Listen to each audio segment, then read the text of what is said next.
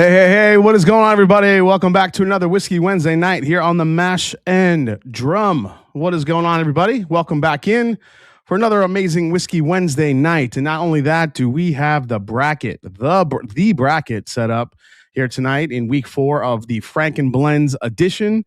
It's going to be pretty epic, I'm telling you. We have the Darrell Stewart, that's right, the Darrell Stewart, 2-time defending repeat champion of Blendageddon, American whiskey blend, now throwing his hat in the Frankenstein blends or the Franken blend competition, trying to just take the whole damn thing down. So we'll see if somebody else in tonight's bracket, we have 5 different blends tonight.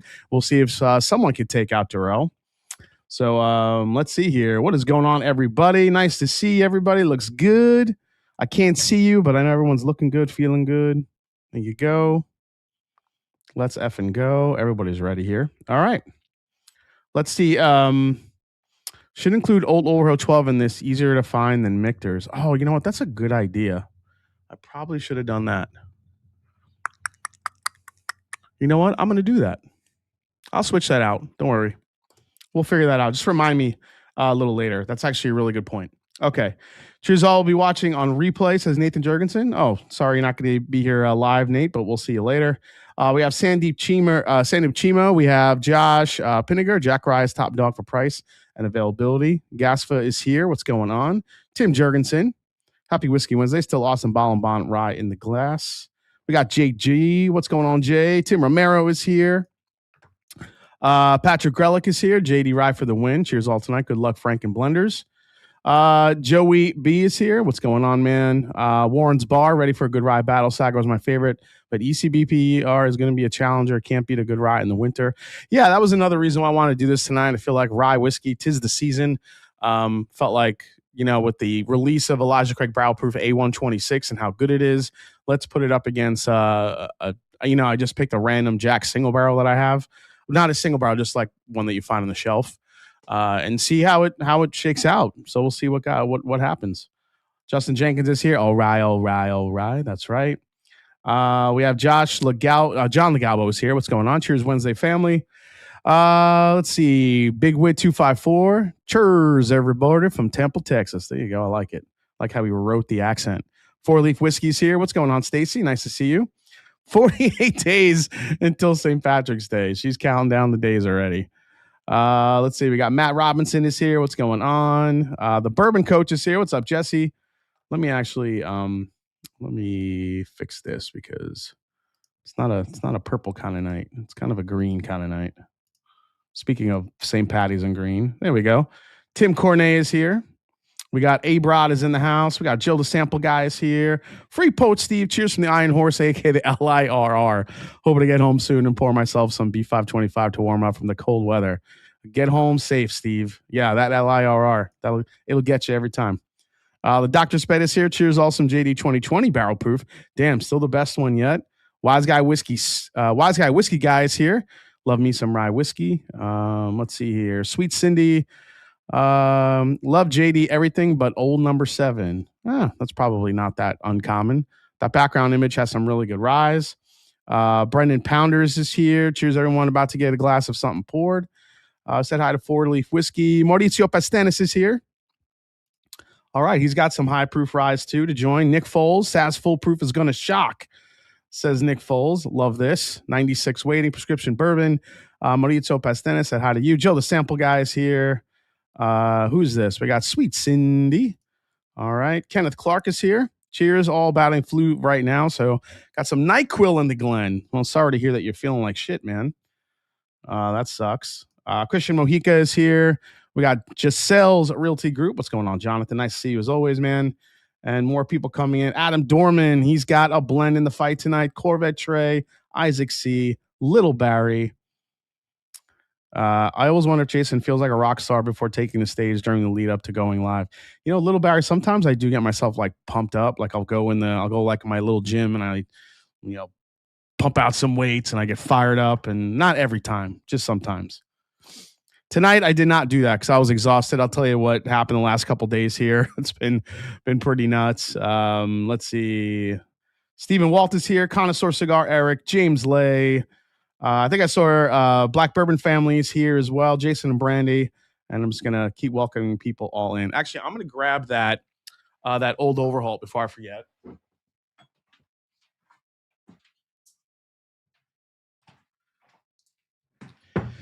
You guys would be so proud of me. I not only cleaned out my whiskey room, but all my floor whiskey that I had on the floor, I actually alphabetized them. That's right. Alphabetizing floor whiskey. Who knew that's a thing? Pee pee poo poo. There we go. Thanks, Mason, for the first super chat of the night. Jason, top 5 pump up songs. I mean, I hate to be the old Italian guy in the room, but Eye of the Tiger, Rocky gets me pumped up all the time. That song still gets me pumped up. I don't know why. What else? Who else? Just picked up the old Overhaul 12 a few weeks ago. Vanilla Gasoline in the Glen tonight. Jefferson's 130. Yes, there's still floor whiskey. It's just organized now, Paul. So if I have to get up and go like grab a quick bottle of something, I could actually look down the line and I know exactly where to find it. Yeah, it's a thing. It's a thing.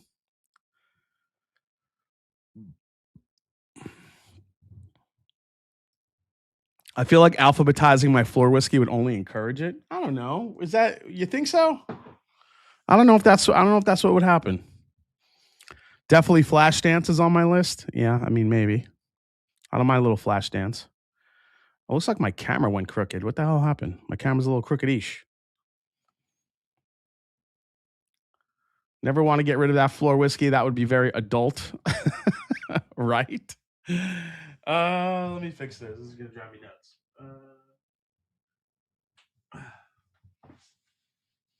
I don't think that did anything.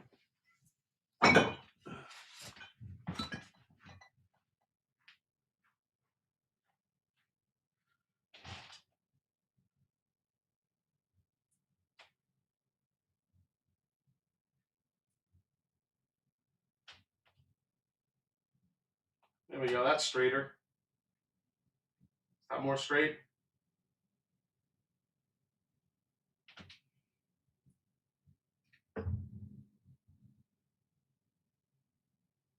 All right, right there. I'm not touching it. Good to go. All right.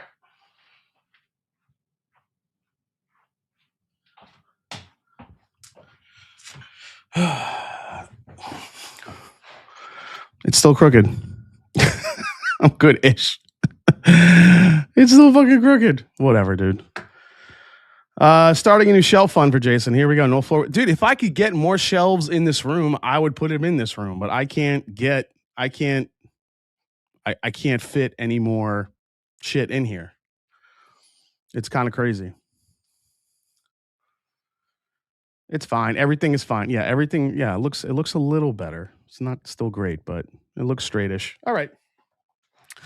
What are we starting out tonight? Tonight I have in my glass. And thanks for this, Paul. If I can ever fit a shelf in here, I'll make sure I'll use your funds with it.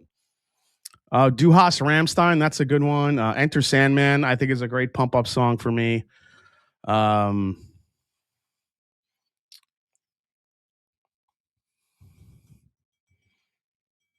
Lose Yourself, Eminem, for sure.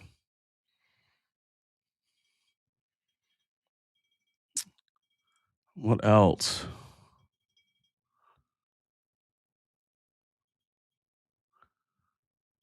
I don't know. There's a bunch. Oh, Panic Attack by Dream Theater. That's a really good one, Kenneth.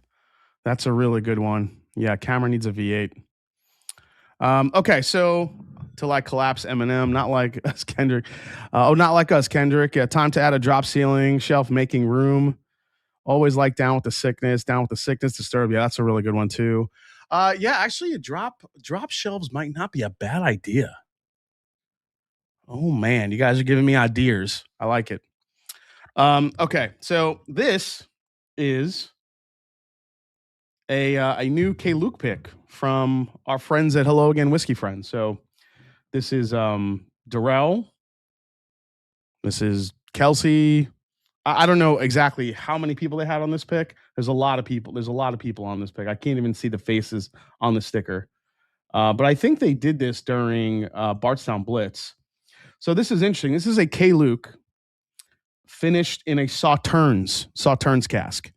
So this is, Sauternes for me could be weird, but I want to support these guys, and they've been putting out some really great picks. But this one, and I actually think this one sold out, so congrats to them.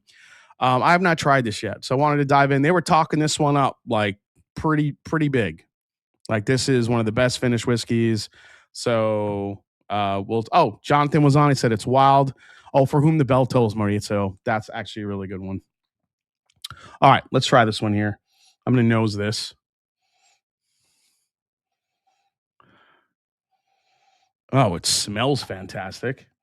Holy crap. Is this the same one that came through Dusty Dan? Think he was on it too? Yeah, I think Dusty Dan was on this one too. Good God, we just had an hour of. Oh, did they just do K Luke for like an hour? Sorry. Well, I just wanted to try this. I'm not going to spend like all night on it, but I just want to give this a go. Man, this is so fruity, man. This smells like a bowl of Fruit Loop cereal to me. It's so fruity. No, it smells like, what is that smell? It's taking me back to what is that candy? It's going to make me crazy. I literally can smell it like as soon as I open it. Jason, any info on Circle City? Is one of their offerings a wild turkey blend? Cheers, says Ridiculous. I haven't had Circle City stuff, but that's a good one for me to watch out for. Hell's Bells.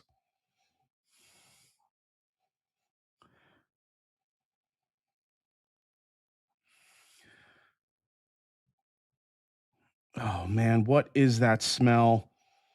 Oh, I know what it is. It just like I just got transported back to like being a kid in the deli, ready to play Street Fighter against my friends. Now and Laters. Now and Later candy. You guys remember Now and Laters? They're kind of like chewy. It's like borderline sucking candy, yet taffy-ish. Do you guys remember Now and Laters? Now and Laters had a very distinct smell when you open the pack. And that's what this smells like. And you could probably talk about flavors, whether it be grape, cherry, anything like that. But yeah, square Now and Laters. Oh my gosh, yeah. It totally takes me back there. It's got like this fruit candy. I mean, you could throw sweet tarts in here too, in that mix, little fun dip. That's pretty wild. Okay, I can't wait to taste it now. Who doesn't love some good sucking candy? Did I say sucking candy? I say things on these live streams. I don't know what the hell I'm thinking, because you guys are just gonna, oh man. Sucking candy. What am I thinking saying that shit out loud? All right, cheers, guys. Let's try it.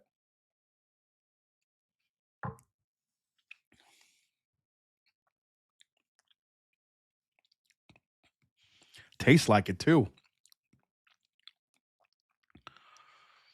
Oh my gosh, this thing is so sweet.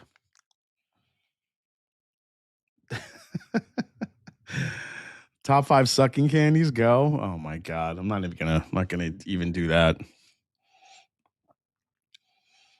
Yeah, it's maybe it is like Runts. Runts, sweet tarts.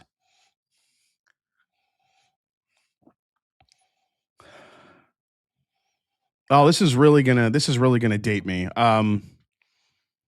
Old school candy. Necco wafers. You guys know Necco wafers? They're kind of, I think they're pretty popular in Boston. I think they're made in Boston, actually, if I remember the tour that I took. Necco wafers. It's like a powdery, fruity, like round candy that you have. Gobstoppers, that could be good. Necco, so good. Yep, very chalky Necco wafers, but the fruit ones.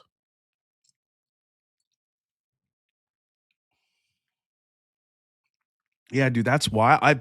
That is wild. I've never tasted a whiskey that tasted like that. I mean, as far as uniqueness, this K Luke is really amazing. That candy, I don't know. I've never had anything like that. That's real. That's a really. I could see why you guys were so enamored with this pick. It's really different, really unique. Did you try Take's Penelope Sauternes finish? Curious how it compares. Did not try that one. Old candy cigarettes. I mean that could be a thing too. Yeah. Does K. Luke make their own juice? I've yet to try. No, this is sourced. They generally blend stuff from Kentucky and Indiana. I don't think they use anything from Tennessee. I think it's mainly Kentucky and Indiana. So this is a blended straight bourbon whiskey finish in Sauternes, 116.2 proof. So I'll let me see if I can fire up the. Did I turn this on yet? Oh, now it's on. All right, bottle cam. And guys, I do want to apologize to viewers that apparently I keep forgetting when I'm tasting whiskey. I'm just too close to the mic, and you guys are hearing the chewing and the swallowing sounds. It's disgusting. I'm gonna make sure that I'm not doing that anymore. And if I am, please call me out in the chat. So thank you. All right, there's the bottle cam. Yeah, there's the K. Luke. Nice red label, and as you can see right there, finished in a Sauternes cask. There you go. All right, very cool. I have another finished K. Luke here that I was going to try, but you know what? Fuck it. I'll try it. This is finished in an Armagnac cask. Can K. Luke do Armagnac? I mean, if these are starting to hit, different stores, you guys might as well know what you're getting yourself into here.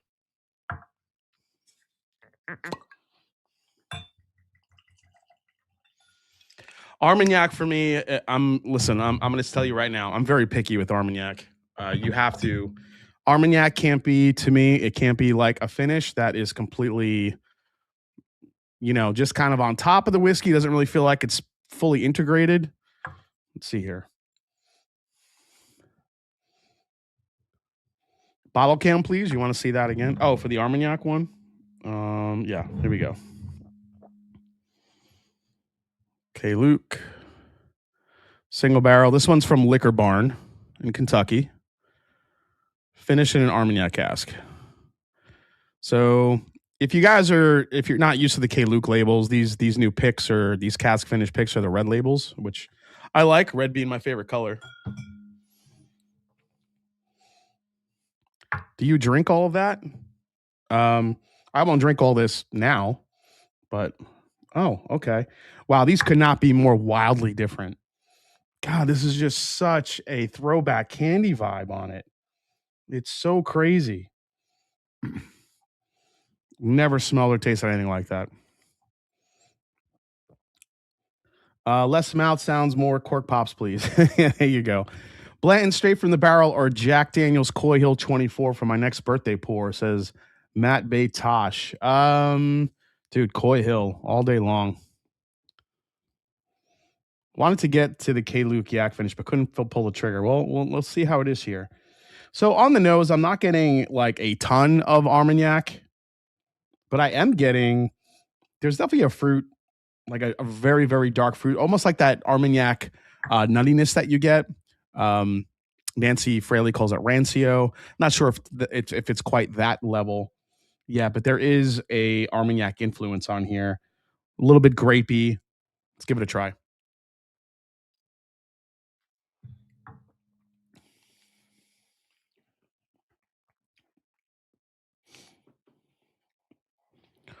Yeah, this one for me, the Armagnac isn't fully integrated, unfortunately. This one is more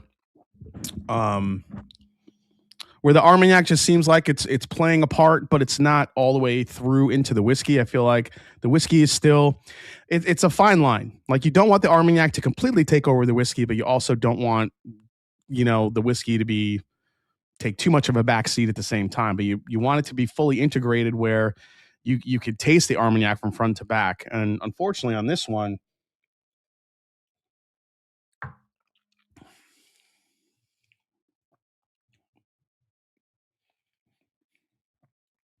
yeah, I think it's there. I like it. I wish there was a little bit more of it.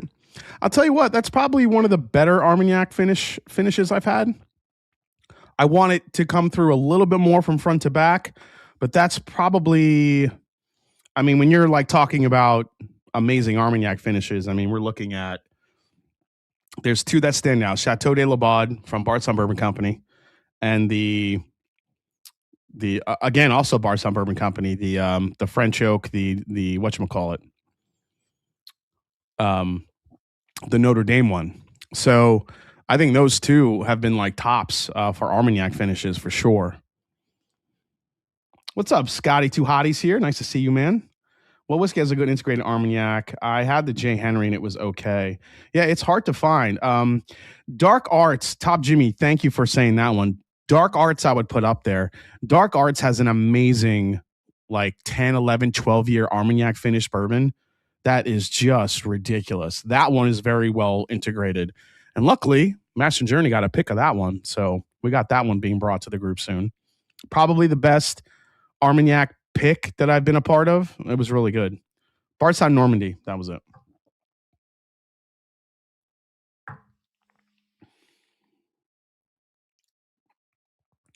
I don't know. I just think for Armagnac, you need old whiskey. I think the old whiskey just plays really well, especially with like a really good old age Armagnac. You put those two together, you can make magic.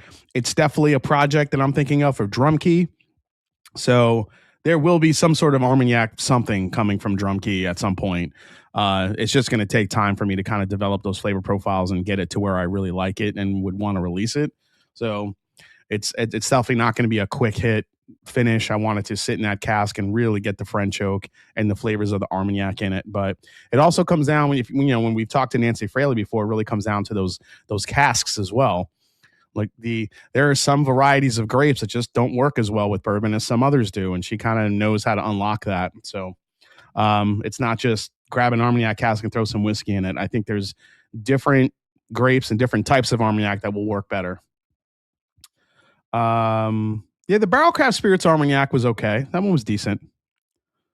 Copper and Cask 16-year cigar blend is solid. Putting Ride Symbol in blind just to see where the flavors stack up, says Justin Jenkins. No, not yet. I could have done that, but yeah, I didn't do that. But you know what? We'll see what wins out here. So Ride Symbol, I think the Drum Key Ride Symbol, I think that would go really well against. I think it would go really well against some of these ryes in this blind for sure. I think it would definitely hold up. It's a sweeter rye, but when you talk about Elijah Craig Barrel Proof and the Jack ryes, I mean, those are just so. I mean, they have really great age. They're dark. They're super sweet. I actually think the Ride Symbol would have more chance against maybe the Jack, because the Jacks are a little bit sweeter. But we'll see what happens. For the new RCBR and JC Bespoke Shelf. Oh, thank you, Travis. Penelope Cigar Batch, I was not a fan of. I was not a fan of that one. It was very bland to me. I listen, I know it's meant to be drank with a cigar. And I get it. Travis, thank you so much, man, for the new RCPR and JC Bespoke Shelf. Oh my gosh.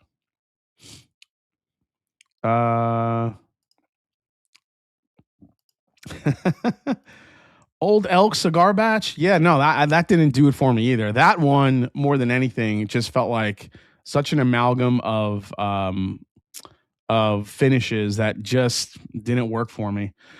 Gifted 20 memberships. Top Jimmy. Holy crap. Top Jimmy giving away the memberships. Love it. I keep passing up Penelope Cigar Batch on the shelves everywhere here at Total Wine. You're going to Old Glory soon. Been curious about them. Yes. Actually going there next month. Heading to Old Glory. Cannot wait. Penelope pissed me off. I keep wanting to buy their releases and I'm always disappointed, says Travis.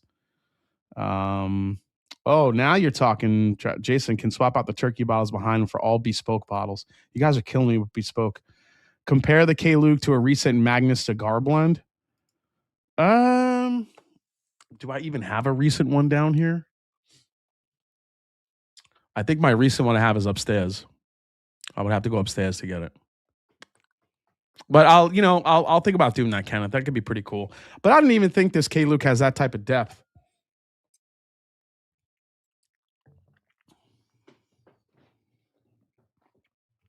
Yeah, I want more Armagnac out of it. There's just not enough. It's just like, again, it's like an Armagnac glaze, but it's not fully integrated into the whiskey, which is what I want. So, all right. I'm going to keep sipping on this. Actually, as I told you guys last week, I'm doing a segment each and every Wednesday for What's on the Shelf. So, What's on the Shelf Wednesday is a little bit harder for me to do these days with my work schedule. So I'm just integrating it into my live streams. So What's on the Shelf Wednesday? So somebody brought up the Jefferson's 130th or 130 proof, the limited edition, whatever you want to call it. And anyway, there was another Jefferson's bourbon sitting on the shelf that I've never tried, and I see it everywhere. Never tried it, never even took a second glance at it, but I bought it. The Jefferson's Twin Oak.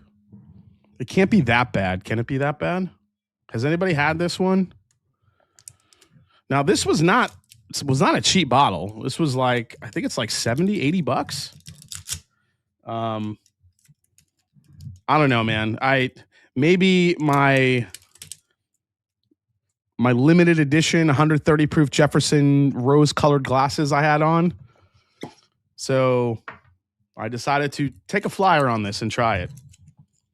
I've got it. I'm scared, so stop, Jimmy. All right, so here it is, guys.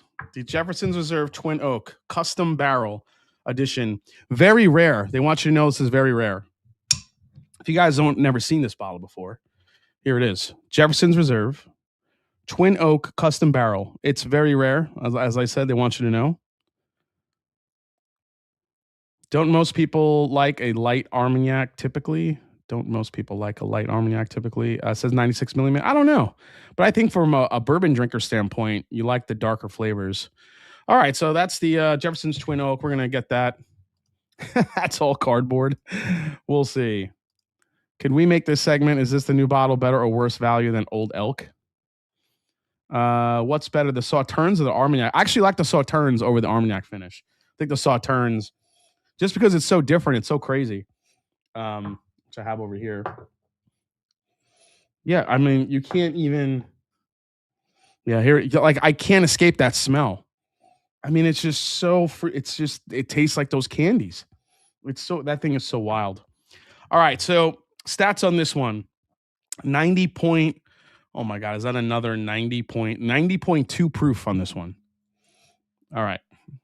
Let's get into this. Let's see if we have a successful What's on the Shelf Wednesday here. See what we got here. The A. Smith Bowman cast strength is well worth it. I agree. Their other one says very old. Bardstown new label. Oh, we're going to get to that. Don't worry. Jason, would you have known that was Sauternes just by smelling and tasting? No, I would have been like, what did you freaking finish this in like a Fruit Loops barrel or something? Like that. I've never smelled anything like that.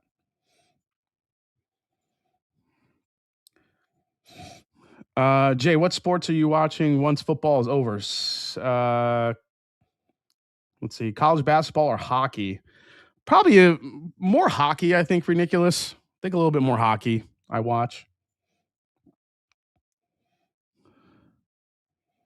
Going to be a short-lived segment. Fruit Loops barrel, don't give good times any ideas. Yeah, right? You said you would have new glasses this week. I did. I said I was going to have readers. Well, this is what happened this week.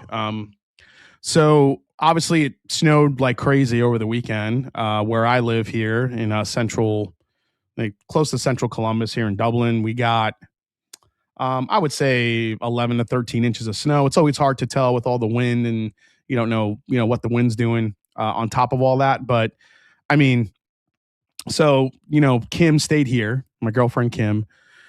So we went back to her house yesterday because we hadn't been back to her house yet. So obviously she got a bunch of snow too. So I had to go back there and help shovel her driveway and shoveled her driveway out, make sure she get her car in. She gets inside and she gets in the house and her house is 35 degrees inside. So now we're freaking out. We're like, holy shit. Like, did anything freeze? What's going on? The furnace isn't kicking on. It's not working. Trying tried everything, tried every little trick in the book that I knew about getting a furnace going, but it was not working. Apparently, she had a pretty bad. It was the what do you call it? The heat, basically the heat box that's behind the the heat exchange. That's what I'm trying to think of.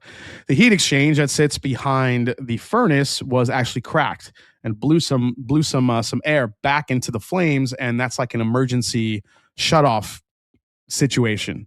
So if they feel wind blowing back from the cracks in the heat exchange, then normally your furnace will have a quick shutoff so a fire doesn't start. So that's what happened. So there was no saving it. She had to get a new furnace, which really sucks. So this morning, so all last night we were on the phone trying to get somebody over, like it is emergency, to look at it. We finally found someone to come over, checked it out, told us what was going on, was very truthful and honest, and we were like, okay, this is what we're dealing with. So unfortunately, Kim, this morning we went over there early and she got a new furnace installed.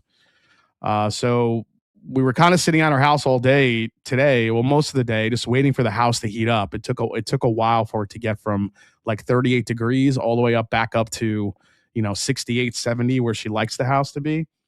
And then in the meantime, like she had one faucet in her bathroom upstairs in her bedroom was a little bit frozen. So we're trying to get the heat back into the house, and hopefully it just kind of, defrosts on its own. But yeah, it was a little scary situation for a couple days. Yeah, it's 14K. Well, I mean, it's not my furnace. I didn't have to pay for it. I'm just saying. Luckily, she got a really good deal on it. So, but also, if you guys have a chance, raise your glass to Kim. It is my beautiful girlfriend, and the girl I love most in the world is has a birthday tomorrow. So raise your glass for Kim. It is her birthday tomorrow, so going to be celebrating. Lost the furnace and no burst pipes, thank goodness. Yeah, pretty much. Yeah, thankfully no pipes burst. Luckily, the pipes that were a little bit frozen were PVC. They weren't copper, so PVC pipes have a little bit more give to them if something does freeze. So it's not completely. So hopefully, once the house just gets up to temp, it slowly just starts working again.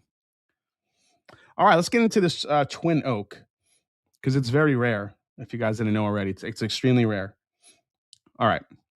So nose is, I don't know, kind of what you would expect from, I mean, they say twin oak. I don't know if that's their terminology for double oak or if it's two barrels put together. I'm guessing it's, they have some really fine print, which I could have used some readers for to get, actually what this does here. Yeah, I know, the furnace. I managed to pick up the Jefferson's full proof, haven't cracked, but looking forward to it. All right.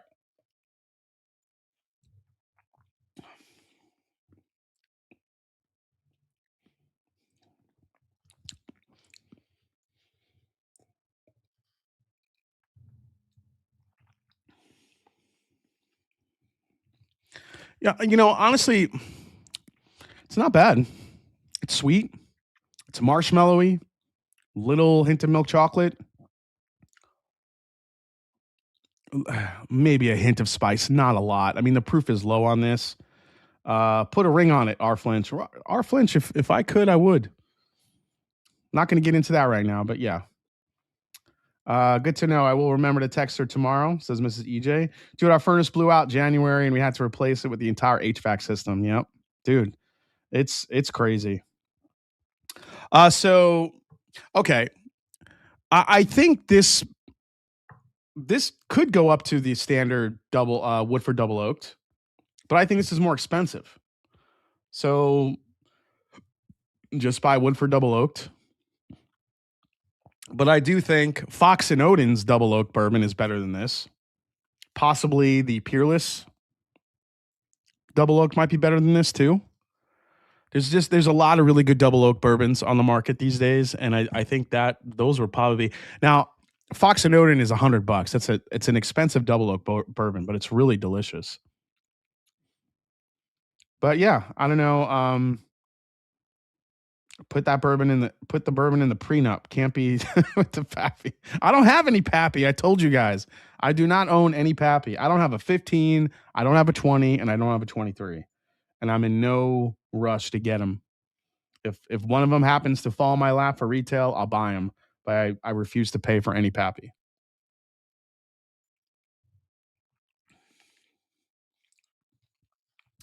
I could see this being a very pleasing, whiskey for some folks, but there's just not enough to it. So I would, just judging by the price and what else is available, I would say that's probably a skip. Drink the 130 proof limited edition instead. It's way better. All right. According to website, finished in flash charred toasted groove stave barrels. Well, that makes sense because it tastes like it's toasted. The marshmallow note is strong in that one.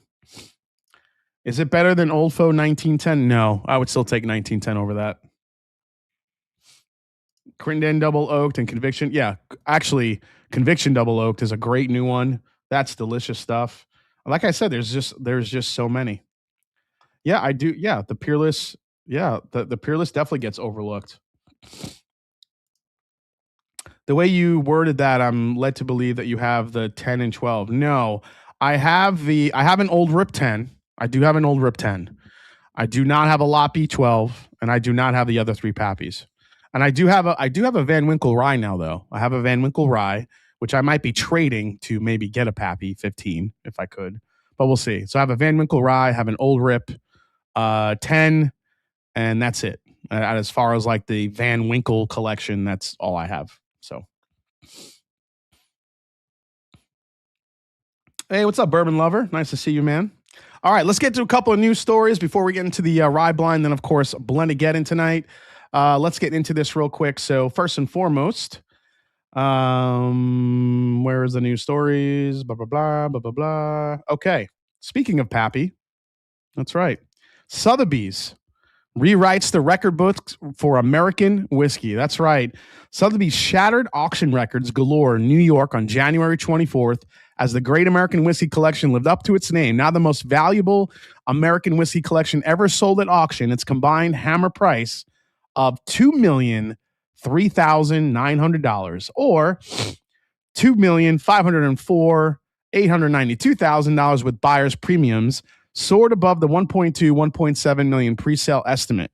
Old Rip Van Winkle 20-year-old distilled in 1982 for Sam's Wine and Spirits achieved a new auction record for American whiskey with a hammer price of $130,000 or $162,500 with the buyer's premiums. This is the highest proof Van Winkle release in history at 133.4 proof, one of only 60 bottles created. This is the first appearance of the bottling for Sam's to hit the auction block in over a decade. So, I mean, we've been talking about this. These guys that have shit tons of money, they want these rare whiskeys, and they're still buying them. So, again, just a different market, different level of buyer. But I mean, look at that collection. That's insane. That's really crazy. So there you go. I mean, some really rare bottles in there. I mean, who know there was like old Rip picks for stores. I mean, just shit that you only read about that you don't even know exists, but they made it out to the market and obviously in Sotheby's hands, and it's sold for just a shit ton of money. That's crazy. That is crazy how much money that went for. Just nuts. All right, let's go to another one. So obviously we've been talking about, brands struggling, here and there, but some good news coming out of the whiskey industry. Buzzard's Roost is actually turning a profit. Let me get to the story here. I believe this was on, let's see. Yeah, I believe this was on the Fred Minnick one. Let me see here. Yeah, because I'm going to have to go back to that story here in a second. Yeah, here we go. Buzzard's Roost reports revenue growth during 2025. The 5-year-old craft whiskey distillery in downtown Louisville accomplished this in a year that saw overall U.S. whiskey revenue decrease by 5.1% overall. There are plenty of stories about production slowdowns and even distillery closures in 2025, but Buzzard's Roost thrived. Why? Because they saw market changes in 2024. Whiskey drinkers are seeking out new whiskeys made differently. They're interested in discovering new taste profiles, and that is where Buzzard's Roost really stands out. Their proprietary double oak process delivers complex layers of flavor. Blah, blah, blah.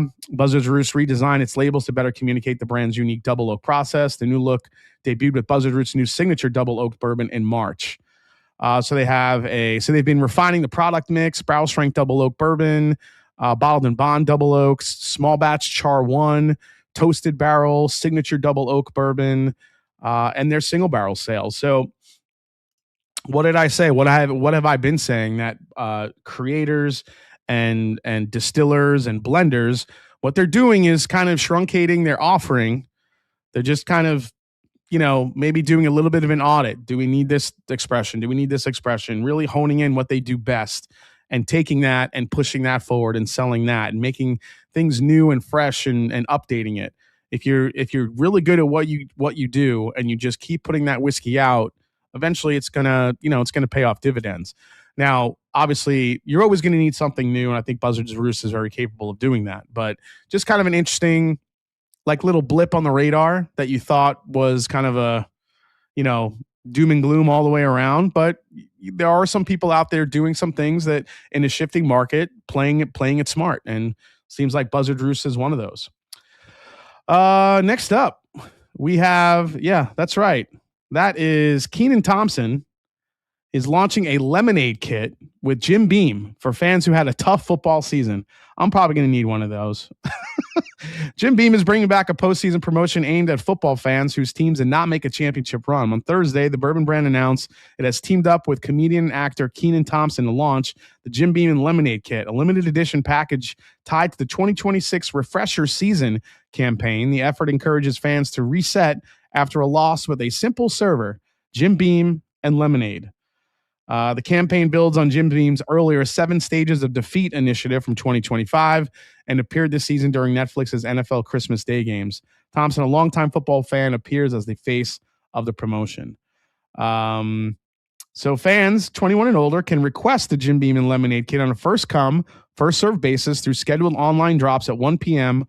on January 22nd, which has already happened, and tomorrow on January 29th. The drop runs in the lead up to the Super Bowls. So you guys can go to jimbeam.com, refresh your season, and check it out if you want some Jim Beam and lemonade. There you go.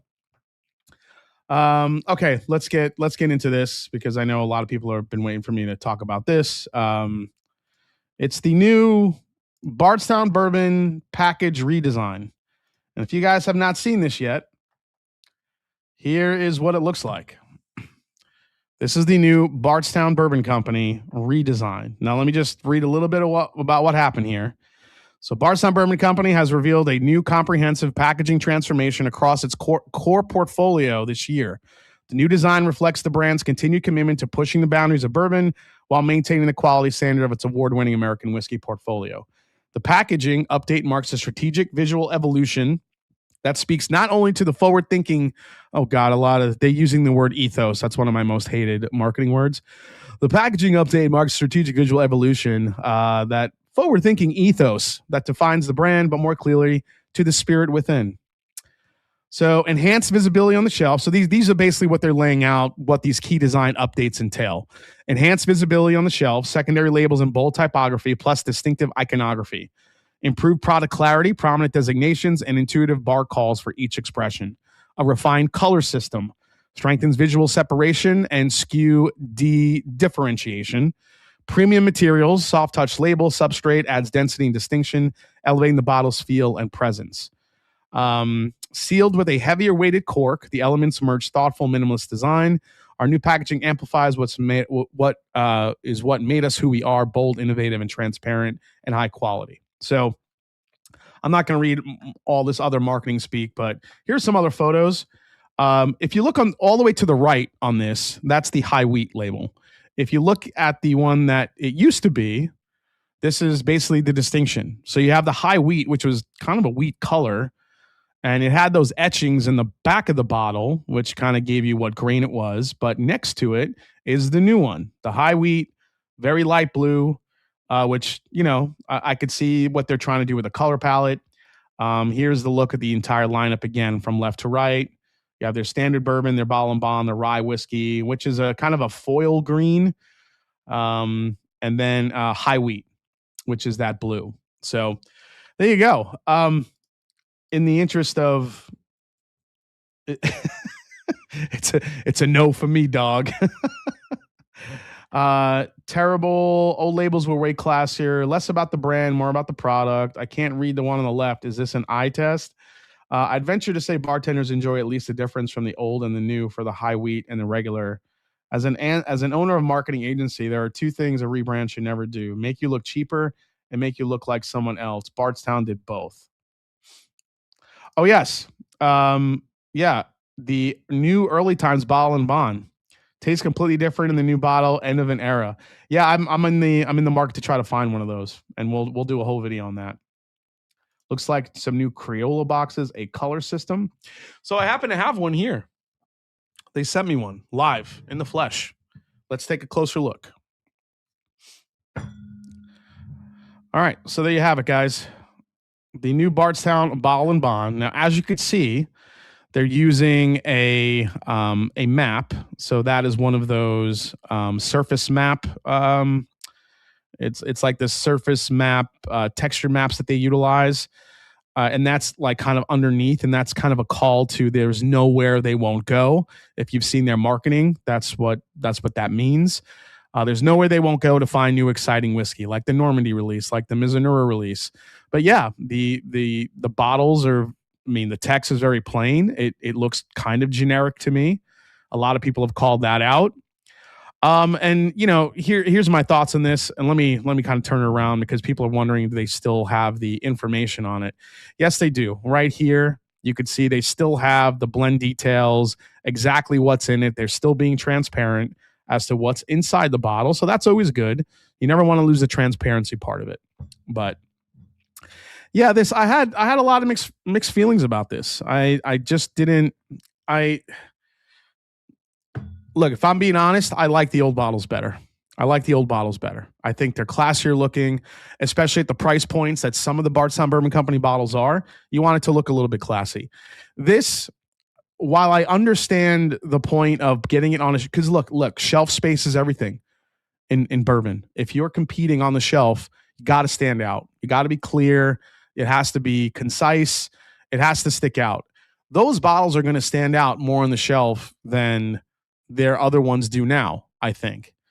And that's like, now, if you have a shelf and all the different Bardstown Bourbon Company bottles are completely lined up with one another, that stands out to me.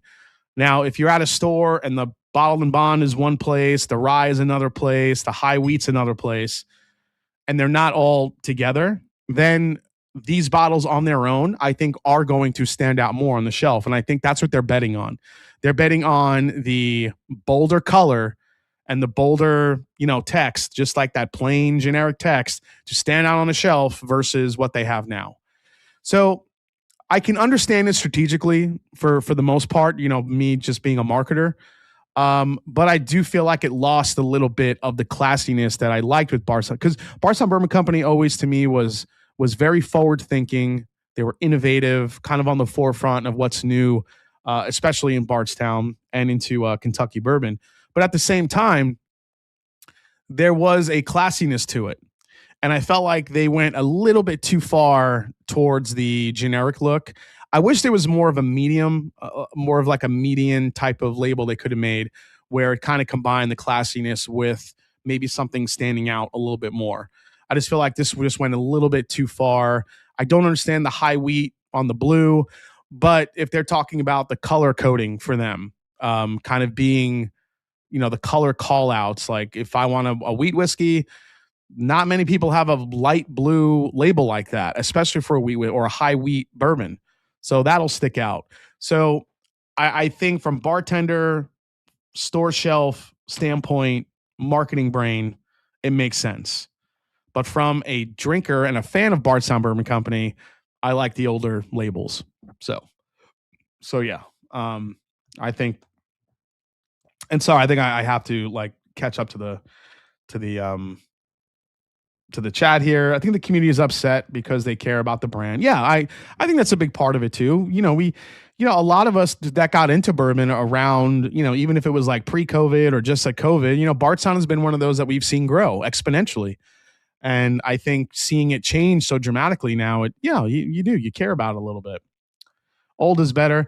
Listen, honestly, guys, the labels do mean a great deal, and you want something to look nice and you care about the look, but honestly, it's always about the whiskey in the bottle. So as long as they keep making good whiskey, it'll be fine. But yeah, I do prefer the old labels. The $150 Discovery Infusion should stay the old bottles. Yeah, I haven't seen a redesign for the Discovery series. I'm not. They kind of already revamped those a little bit. I'm not sure if they're going to turn those into this look, at least quite yet. This was only for the core lineup. No, did not see anything on the TTB for that. So yeah, at least you can read it. Worrying about being classy in the 50 range gets you nowhere. Yep. Reminiscent of some of the old Knob Creek labels. I kind of equate it to like the old generic packaging that you get. Basically just the Origin series. Purely marketing, old school text look classy. But I could probably say that the old school text was very thin. It's very thin. You couldn't always read it from far away. That you can read from far away. So I think that's another big part of the strategy here. Shouldn't the whiskey speak for itself, though? I love the whiskey. I'm going to look for it. Don't need a bunch of random colors to pull me in. Yeah, but Ariez, you're a seasoned drinker, or at least I'm assuming you are. So you kind of know what you like. If you're a new drinker or you're looking for something new, that's going to stand out more than probably their standard offering. I'm talking about from a visual standpoint. I'm not saying taste, flavor. No, from a visual standpoint, that's going to stick out on the shelf more than their old labels, for sure. To me, contemporary and whiskey are in conflict. I want my whiskey old and mature. Yeah, I mean, I could see that, but Bardstown has always been on a little bit more of that cutting edge. So I could see them going a little bit more modern. It doesn't surprise me. I just think they went really far the other direction. It might give more mass appeal, but enthusiasts see it as a downgrade. Yeah, I've seen more negative than anything about the change, to be honest. The High Wheat 106 is a great value pour. Yep, the 106. Chateau La Scooby-Doo. Still, man, I never got to try it, says Nick Foles. Label looks as modern as the distillery. Yeah, like the one word I can kind of use to describe this is it feels cold.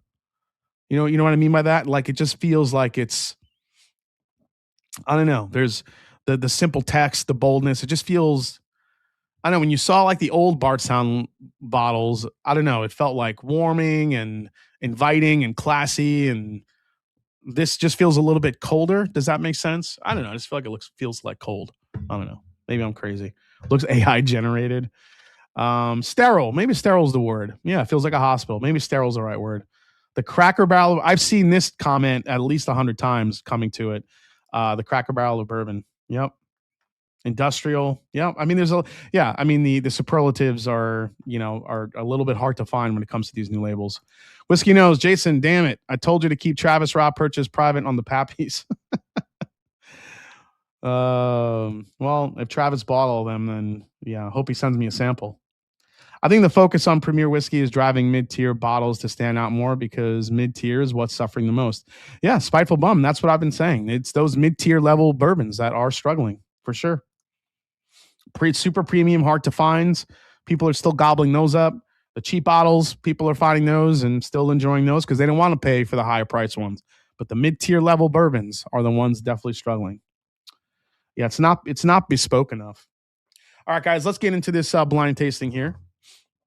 Now, all right, I was gonna get rid of the I was gonna switch out the old overhaul for the Michters, and I think that's probably smart. So I'm gonna try to not cheat and look at the key here. It really still comes down to what I like best. So I just need to figure out what. All right, so Michters is that letter. So that's the one I want to find. I didn't see what anything else was. Is that it? Okay, that's it. So I'm gonna get rid of that one. And I'm just gonna replace it with the old Overholt cask strength. Dude, I got so much shit for this bottle not making in my top rye whiskeys of the year. I'm like, all right, I get it. Like, I'm sorry. It didn't do very well for me. So, all right, let's mix these up now. And let's see what wins out. I'm curious here. All right, what do we got here? Cheater. Well, I mean, if I'm going to get it in there, I'm going to get it in there. Just add it, keep the Michters. I don't have another glass down here, so. And yeah, the Michters is definitely harder to find versus that old Overholt's still sitting on the shelf, so you could definitely find it. Keep it. Well, it's too late now. I didn't keep Michters in. Poured it out. Plus, I only have the 7 labels. I wouldn't want to look at that anymore. So we'll keep this as is here, and we'll go from there. All right, here we go. I'm gonna start this side and go this way, and let's see what happens. Let me grab my notebook. And I'm just really curious. Listen, every time I do a rye review, including the new delicious A126 from Elijah Craig.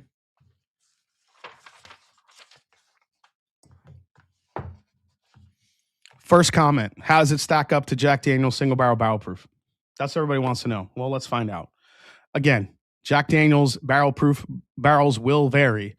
So there could be, mine might not be as good as some others that are out there. So that's kind of the game you play here, but why not? Let's see how it goes. Oh, actually, I was going to start on this side. All right, here we go. I'm going backwards. Let's got to get my hands on a handy dandy. Spoiler, Jack going to win. The old Overholt is really good. Yeah, everyone's saying that I was crazy for leaving it out. I mean, it is what it is, but I did. All right, let's throw on some little background music again, just because.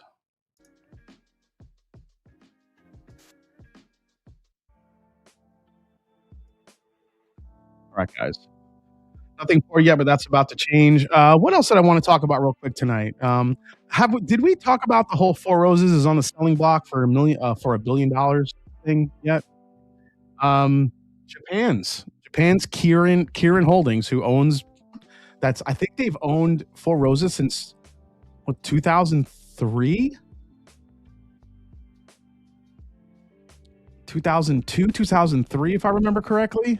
Kirin bought Four Roses, and they've owned them ever since. They're putting them on the selling block for $1 billion. So, this is one of those things where Fred Minnick has been talking about Four Roses getting bought for years, and I just thought I think he thought that would happen organically. And it's like now Kieran's like putting up, the beacon, the light, hey, we're selling it. Who wants it? Do we have a buyer? So it should be interesting to see what happens, if it does end up getting sold. So we'll see. Yeah, you guys want to set up a GoFundMe so we can all own a piece of Four Roses? That'd be amazing. All right, here we go.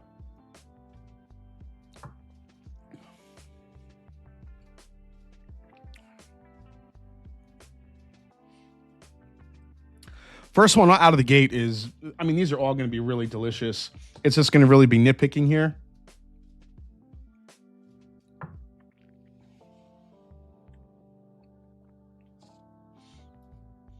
The first one is bready. Totally tastes like toast. Like toast in the morning.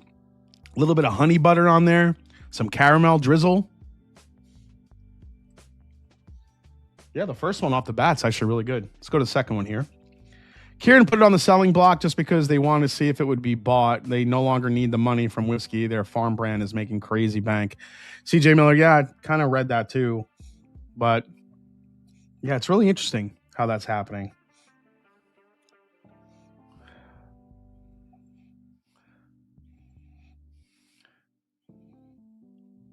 Oh, and real quick, there weren't really a lot of new labels that popped up on the TTB. But there's a trend happening, and I've talked about this too. I'm telling you, things I say, they're coming true. What did I say? More age statements are coming in 2026. And look, we have Redemption, Bonded Bourbon, 6 years. Nash Tucky, Maple Cask Kentucky Rye Whiskey, age 7 years. Rye 3 is coming out, 8 years, straight rye whiskey. This was just 3 of like the 6 or 7 new labels I saw on the TTB that had age statements. So it's almost like if you're not putting an age statement on a whiskey at this point, what are you doing? Even if you can't fit it on the label somewhere, it should be, it should be told what the age is. I don't know. For brands like Woodford and Old Farm, like it's really, other than Jack Daniel's, like Brown Foreman really, well, that's not true because King Kentucky's age stated, but a lot of the core products do not have age statements. So you would think that would change a little bit, especially with Brown Foreman. Four Roses will be the new home for Drum Key. Oh my God. The blends I can make with all those different distillates. Oh, that'd be so much fun.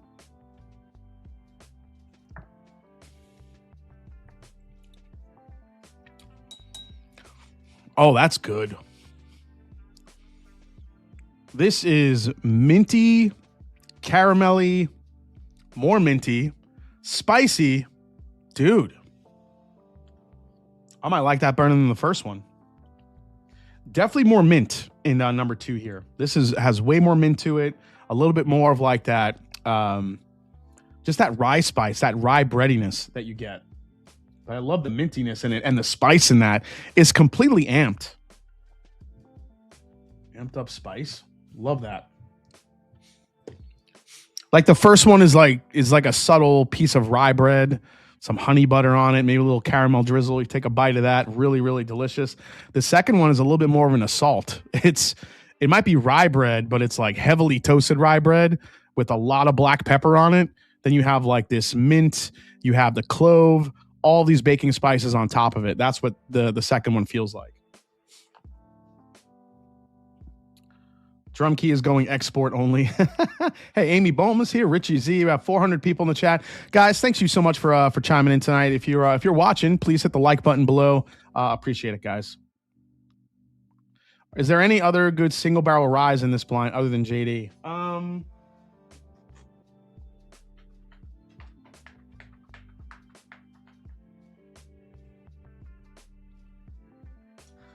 No.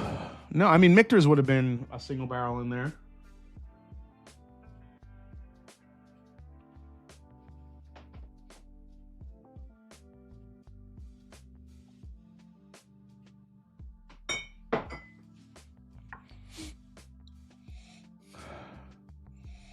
Number 3. So this one is leaning a little bit more into like the lemony, citrusy type notes that you find in rye whiskeys. A little bit more of like a tangerine, lemon zest.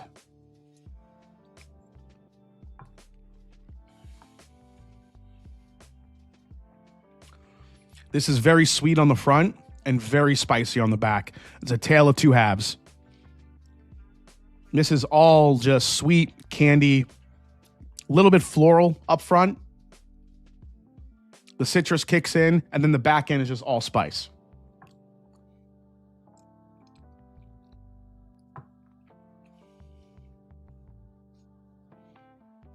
Yep. Sweet, spice. Probably the best finish out of the first 3. This finish is still going. Barrel King forgot to ship my drum keys. Debut still waiting. Sebastian, email them. They're very responsive.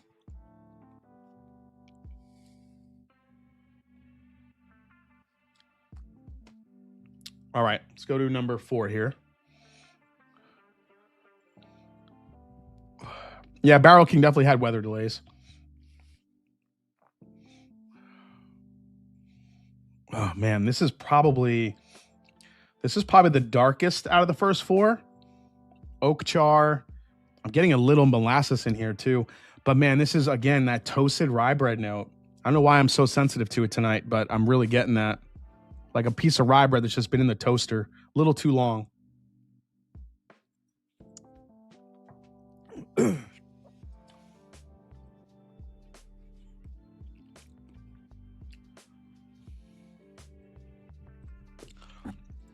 That's good.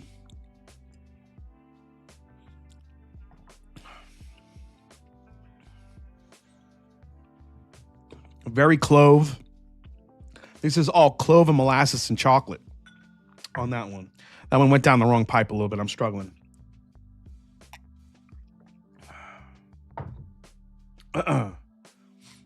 Jared and Bunch went on a Vegas bender. Maybe a while. Yeah, so Monongahela rye is a Pennsylvania style rye, for sure. Monongahela rye was said to be the original rye whiskey that was created by George Washington. Monongahela. Hey, Jason, I tried the Drum Key small batch. I think it was very enjoyable. Oh, thank you so much. If it was called the debut, then yeah, that's what it was. Got to grease your pipes for Blendageddon. Middle one looks dark. Yeah, this one's pretty dark.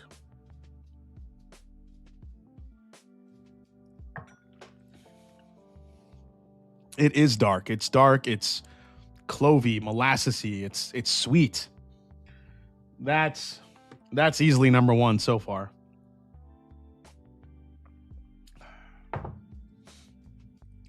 Some of these others might be close, but this one is really good. Let's go to 5.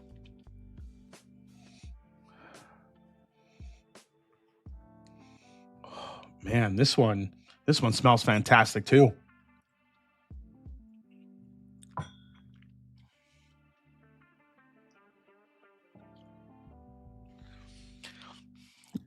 Coming off number 4, number 5 went licorice. Went a little bit on the licorice side. Clove, allspice, a little bit of like Worcestershire sauce, the Worcestershire sauce. Lee and Perrins, that clove dark sauce, that clove forward dark sauce you put on steaks and burgers. This is getting into Lee and Perrins.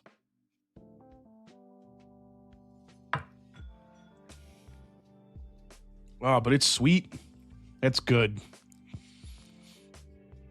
It just has more spice driven. This one's a little bit sweet. This one's spice driven, but just nearly as dark. I kind of dig that one. Barbecue sauce, gotta be Jack. Jason, you get the banana note on the JD rye bottles. Sometimes I get it cheap, man. It's pretty rare. I don't get it a lot.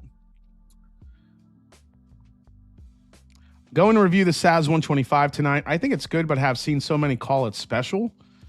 It's special for the price. I don't think it's a super special rye whiskey, but it's special for the price, I think.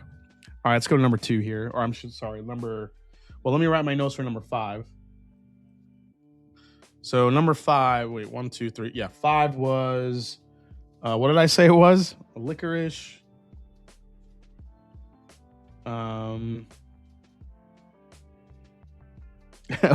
What did I say this was? I'm trying to remember. Oh yeah, steak sauce. Lee and Perrins. All right, let's go to number 6. Number 6 is definitely brighter. Again, now we're getting back into the citrusy type of ryes. I mean, it's so interesting. And, you know, when I was blending the Drum Key rye, this is what I was struggling with, was going back and forth between, do I want to get the spice and the clove, or do I want kind of the fruit forward, tangerine, lemon, orange rind type of rye? Or can I get both in there somehow? So I was trying to get a balance of both, which is why I think the blend ended up the way it was blended. But when you're tasting through all of these, you definitely get to a point where you're like, yeah, you see some ones that are a little bit darker, much more rye forward, more spice driven. This is more citrus driven.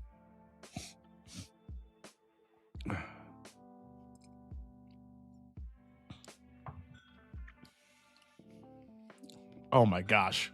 This is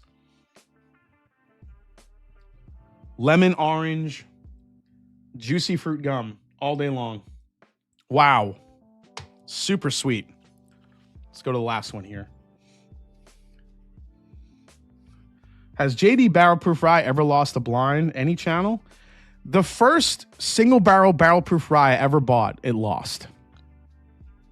But I don't think that was a good barrel that I got. It was an off barrel, because every other single barrel I got after that was pretty delicious. But that first barrel I bought, when Jack Daniel single barrel proof rye went shelfer, I did not enjoy it. I was like, why does this not taste as good as I was hoping? But I feel like every barrel I had after that was really good. Just that one did not work out for me. That's the only one I think that's lost a blind for me.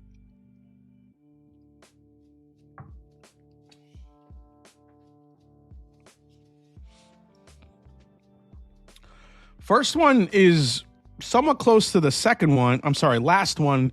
I'm getting screwed up because now it's on my left.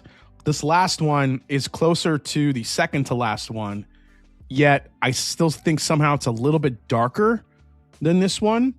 I feel like I'm getting the citrus, I'm getting those nice flavors, but it's a little bit darker, a little bit sweeter.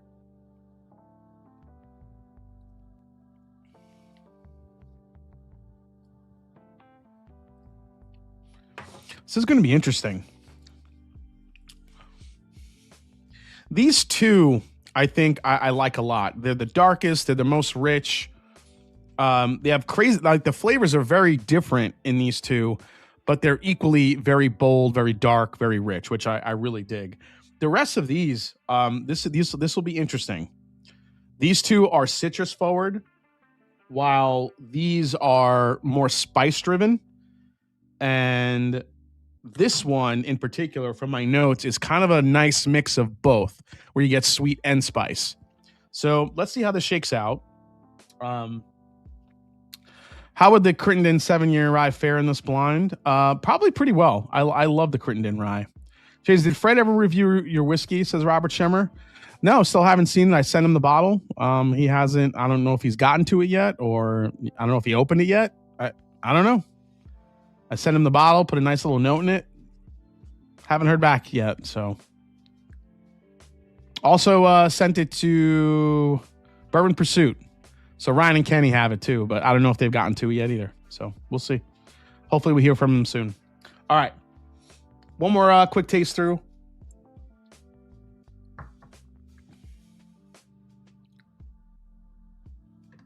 I do really like this first one. It's just got some really nice sweet flavors to it. On top of this, it's just lacking a little bit in that rye spice I love. Jason, if I was made of cash, I rate the debut as a buy and back it up with a case. Thanks, Richie. Appreciate that, man. A lot of people are loving the debut. I think the biggest complaints I've gotten about the debut is the price point, and I mean I get it. I wish it was cheaper, but unfortunately I don't really control that part. But yeah.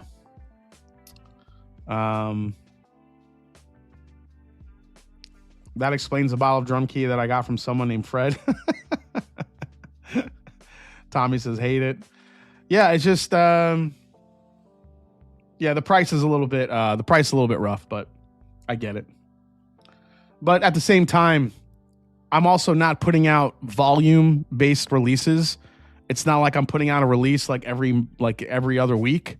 So the releases I do put out, I think the prices on them kind of reflect that a little bit, because I'm not putting out like a bottle this week, a bottle next week, a bottle the week after. So, you know, they have to be, I guess, priced as such. I just don't have the volume yet to bring prices down. I wish I did, but we'll see how that shakes out. Obviously, that's always something that's going to be on my mind, making things more affordable. So we'll see how it goes. Tommy D can't get it. Tommy D, I could probably get you a bottle. I just have to ship it to freaking Japan. All the bourbon, all the Barrel King options are pricey, approaching $200 with shipping. So I depend on you for your tasting notes so I can choose accordingly. Yeah, sure. I mean, that's what it's about. If you trust my palate and you like what I create, you know, people really love the debut. I feel like you're going to love the rest of the stuff I create, because I'm not putting anything out unless I'm like truly in love with it. I'm not just putting it out to put it out. So, Jay, which is your favorite Woodford MC? Anything stick out over the years? Oh, Masters Collection, easily the what the hell was it called? The Very Fine and Rare, easily my favorite. I don't know how old of whiskey was in that bottle, but the Very Fine and Rare was probably my favorite.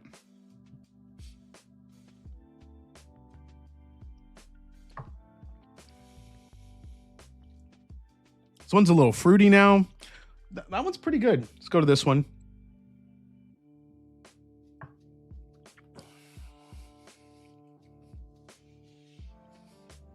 Man, I love the spice of this one. It's so good.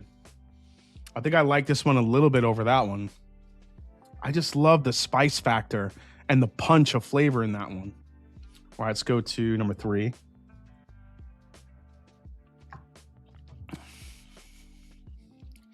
Drum key is bespoke. Yes, thank you. It is bespoke.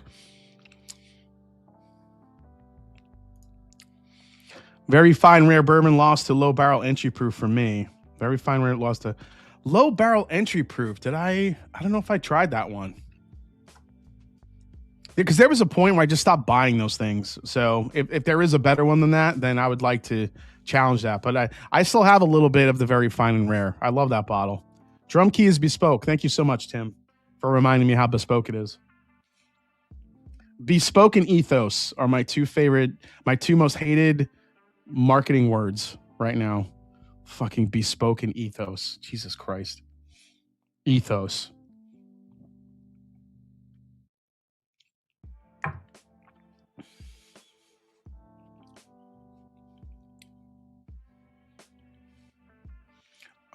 Honestly, I think I like these two over this one. This one, every time I go back to it, it's good, but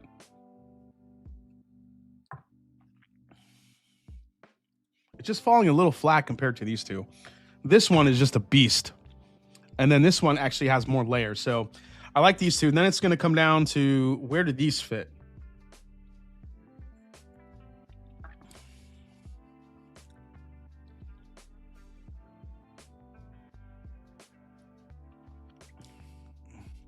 I like this one over that one for sure. All right, so I'm going to put that there. Wow, that thing is actually really good. This one, I think I'm going to put... Is this my least favorite?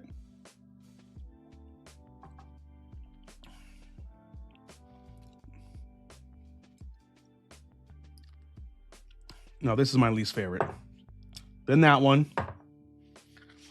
Then you have these two. These two are pretty neck and neck. And then these are my top two. Easily. Wow, these are freaking good.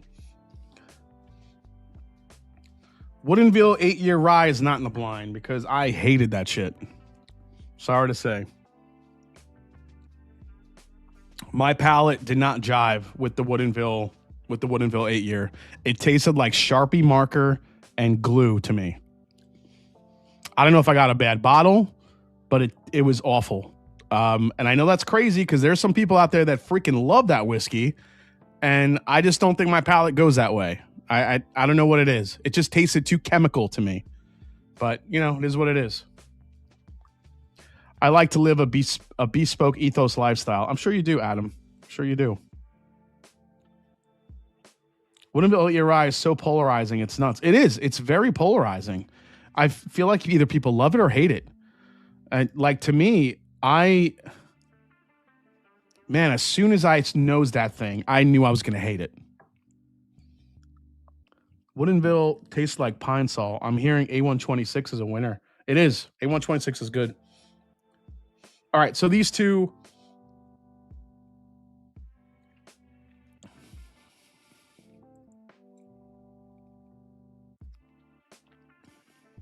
Yeah, this one. And I mean, this one is really good, but it's very clove heavy. I think it's kind of taking it, but I love the darkness of it. All right, so I have my top two.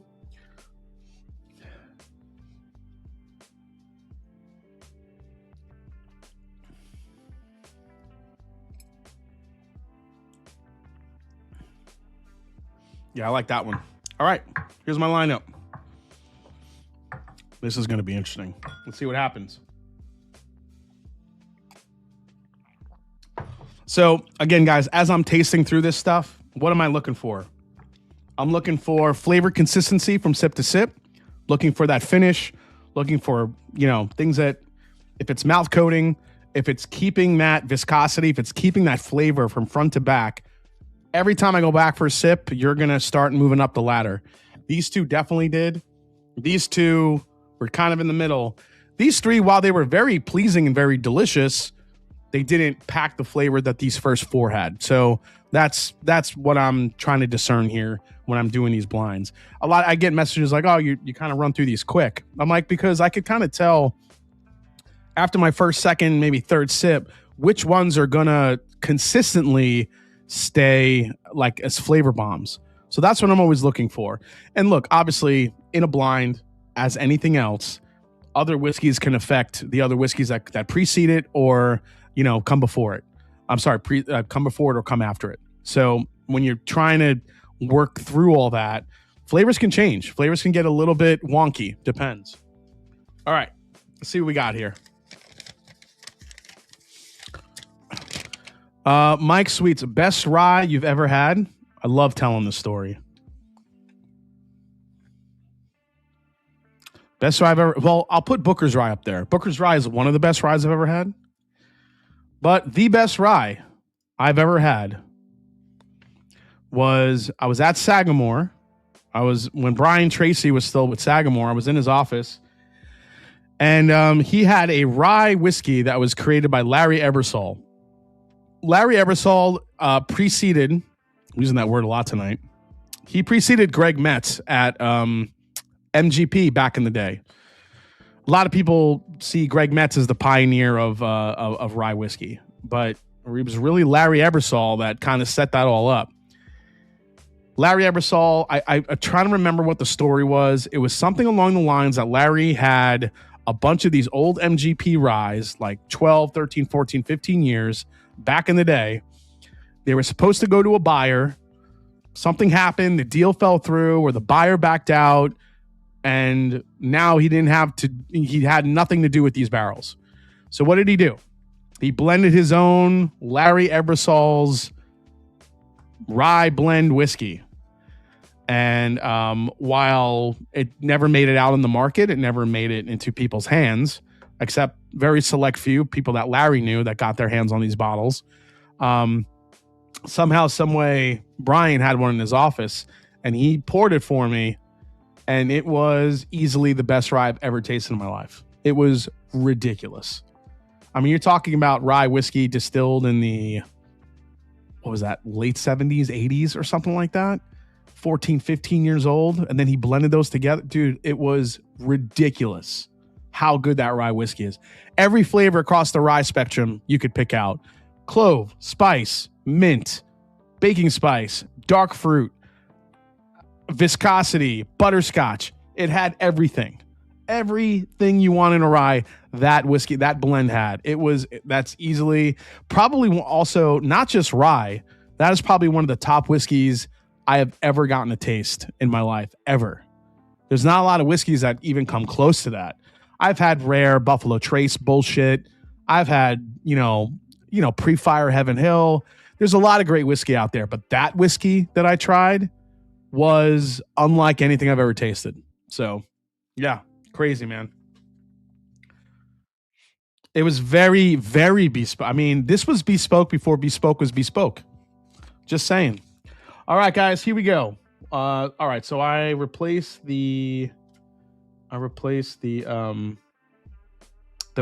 So when I come across letter C, that's actually going to be the Old Overholt. So let's see what hit last place. This is letter A got last place.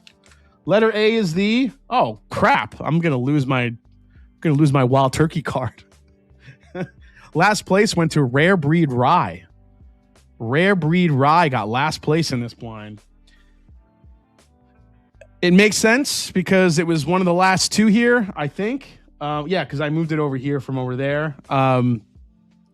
Rare Breed is extremely citrusy, but it lacks the darkness that I love in some of those really good Wild Turkey casks. But Rare Breed Rye just didn't do it for me. Just not digging it.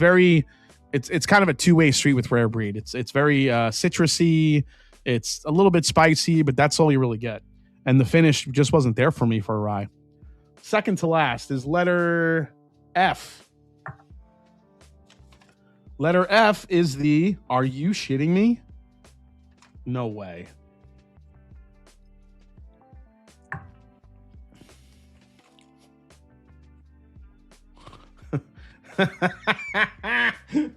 Letter F is the Elijah Craig Barrel Proof A126. Holy shit. That's a surprise. Hold the phone. What? What just happened? Oh my gosh. Is that right? Wow. Wow. Fifth place. Letter E. Letter E is the Sazerac 125. What is happening? Oh my God. What is happening right now? Losing street cred?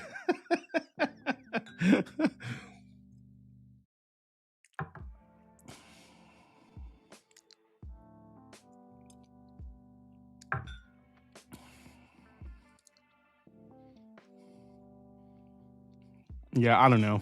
I probably should have that reversed. I think the ECBP is better than Sazerac. I don't know. That's crazy. All right, 4th place. Letter D. Letter D goes to the Sagamore Cast Strength. Sagamore Cast Strength gets 4th. 3rd place goes to the Old Overholt. Old Overholt climbs its way back into 3rd place, which means 2nd place is the Pursuit Triple Mash Rye. And then 1st place, Jack Daniels. So there you go. Jack Daniels still remains on top. Carnage Goldberg says, you're right. I find the environment in my mood food I'm having with it makes a huge amount of difference. It must have been the neck pour. Dude, it's crazy. That's crazy. There's no way.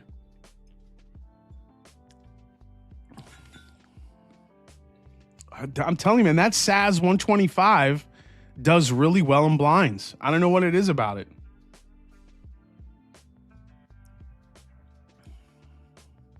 You know, honestly, taking a sip of that Elijah Craig after coming off that, it kind of falls flat.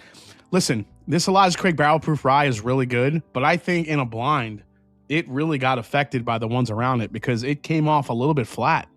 Not like what I tasted it when it was on its own. That's nuts. No, the JD is not my barrel pick. The JD is a shelfer. Handy sucks. Big Vic, bless ups. You in the box, Adam. What? JD for... Yeah, and JD just wins. What was the proof point for the JD is more... What proof point for JD barrel proof rye is more favorable? I like it. I don't know. I kind of like it right in that low 130s mark. I think is a really nice proof point for those. That's crazy, dude. What the hell? I'm doing this shit again at some point. That's crazy. Look at the Pursuit Triple Mash Rye coming in. 2nd place. I know people love that rye, and I could see why. Dude, really great stuff.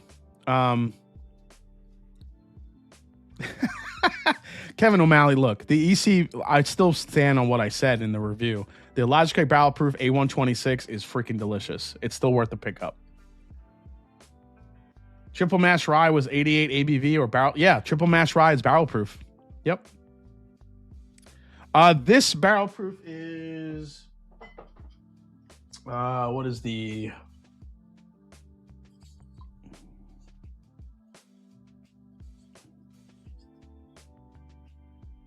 Well, that's the barrel number. Oh, that's the barrel number. Where the hell's the location? It's a 1-07.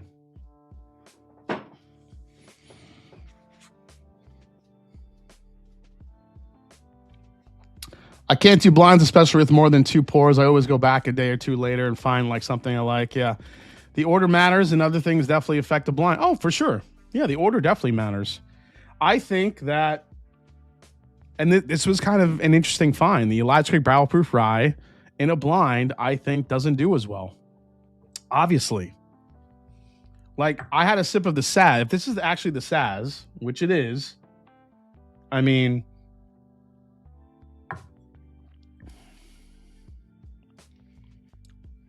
it's sweet. It's got spice. Gosh, and then you go to the Elijah Craig and it actually just falls flat, which is not the experience you have when it's on its own. It's crazy, man. Blinds just will mess you up. I love it. So good. Yep, it's a Tanyard Hill. It's a Tanyard Hill rye. So There you have it, guys. I mean, if you're so one thing I've noticed with this blind tasting, there's some banger cast strength ryes that are available. You don't have to break the bank to get it. SAS 125 is there. The ECBP A126 is there. Great H statement there. The Pursuit Triple Mash Rye, which is not going to be called Triple Mash for much longer because I think they got like a legal warning to change that. I think from Brown Foreman came after them because I think they called something else Triple Mash, so they have to change their name. The Rare Breed Rye, not so much. I think there's a work to be done there from Wild Turkey. Sagamore Cast Strength, just another great banger of a rye that I think a lot of people sleep on. I mean, you're talking about rye whiskeys, especially sipping these here in this type of weather. I mean, these are all really good, but still Jack Daniels remains the king. Jack Daniels still remains the king. Yeah, Jack Daniels has a triple mash. Oh, yeah, that's right. I think that's what it was, Brown Foreman. Wonder how the A925 would have fared. I assume worse, but the blind was it was a crazy blind. But again, that's the fun of doing these blinds. You just kind of want to know what's going to happen. I actually thought the Elijah Craig was one of the two darker ones that I had, but the other darker one ended up being the Pursuit triple mash. So there you go. I'm telling you, and for me, blinds don't lie. I mean, if you're going to have a whiskey that's not going to stand up in a blind, you know, it kind of tells you, okay, maybe I just have to sip that on its own. I know, that's crazy, dude. It's crazy. Old Overholt ended up in third. Yeah, listen, all we could take from this is that no matter what we're having here as far as rye whiskeys, the Jack Daniel's single barrel proof rye is probably still the number one shelf rye you're going to find, especially at barrel proof. It's just delicious. There's no way around it. I don't see a rye coming out that's going to beat that.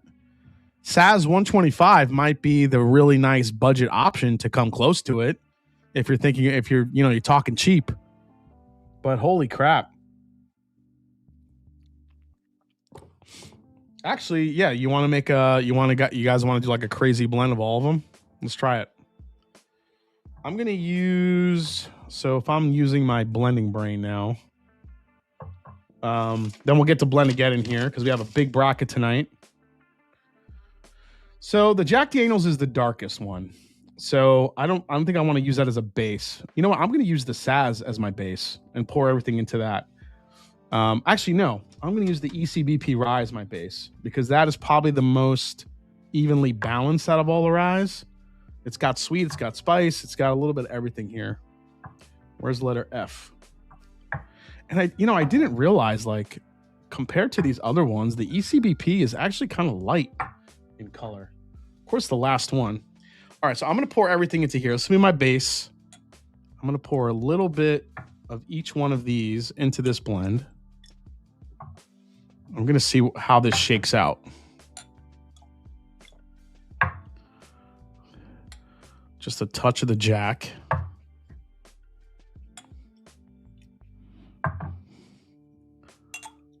Let's see what we got here. All right, let's put that aside.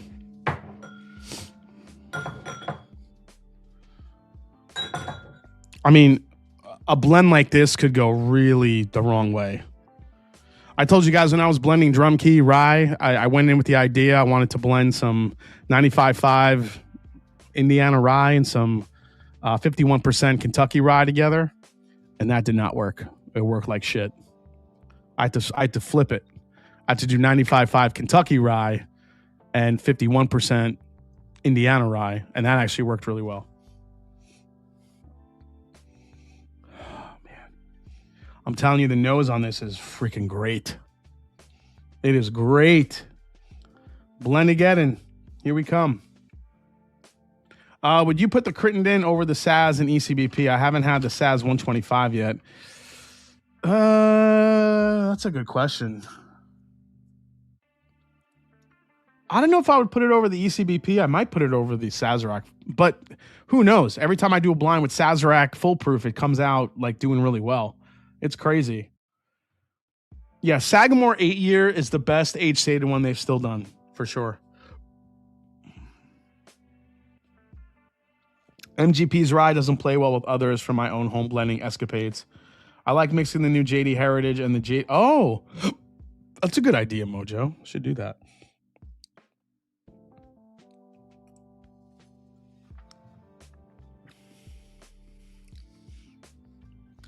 I think, Richie, you called it out. It's really, I mean, you talk about A1 steak sauce, Lee & Perrins, Worcestershire. It went a little bit too Worcestershire for me. All right, what else do we got? We have the whatchamacallit, the meme of the week. Let's get into it. Meme of the week. I know you guys love these. Somebody sent me this one, and this is this has to do with Winnie the Pooh. This one cracked me up. I think Barry sent me this one. There it is. As much as Pooh missed Piglet, he really did enjoy that pulled pork sandwich with his bourbon. And Winnie the Pooh is just loving it. This is kind of a messed up meme, but this one made me laugh. As much as Pooh missed Piglet, he really enjoyed that pulled pork sandwich with his bourbon. I would imagine that Winnie the Pooh is drinking a honey cask finished bourbon, you would think, right? Is that what we're doing? Yep. So that is this week's meme. Actually, speaking of rye, Drum Key Rye, if you guys have not seen my label yet, there it is, Drum Key Spirits. The ride symbol will be releasing, I think, here in February at some point.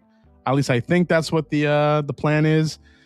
But you know, I always say that these mock-ups do the label no justice. When you see that green with that gold on top of it, man, is it just gonna just pop. I think it's gonna be a beautiful label, really delicious rye whiskey on the inside of that bottle. So look for that to come pretty soon here, guys.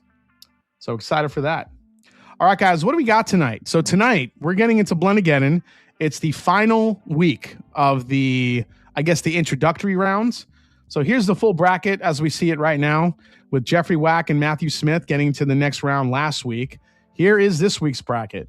We have Adam Dorman with Dusk, Darrell Stewart, 5-Card Charlie, and Wise Guy Stu, International Peace Treaty. Hooper with Blinky, Pinky, Inky, and Clyde, probably one of my favorite blend names ever. So thank you, Hooper. And Darren Clary with What's in the Blend. So 5 pretty serious contenders going head to head tonight. So we'll see what happens here. So I have all 5 blends ready to go.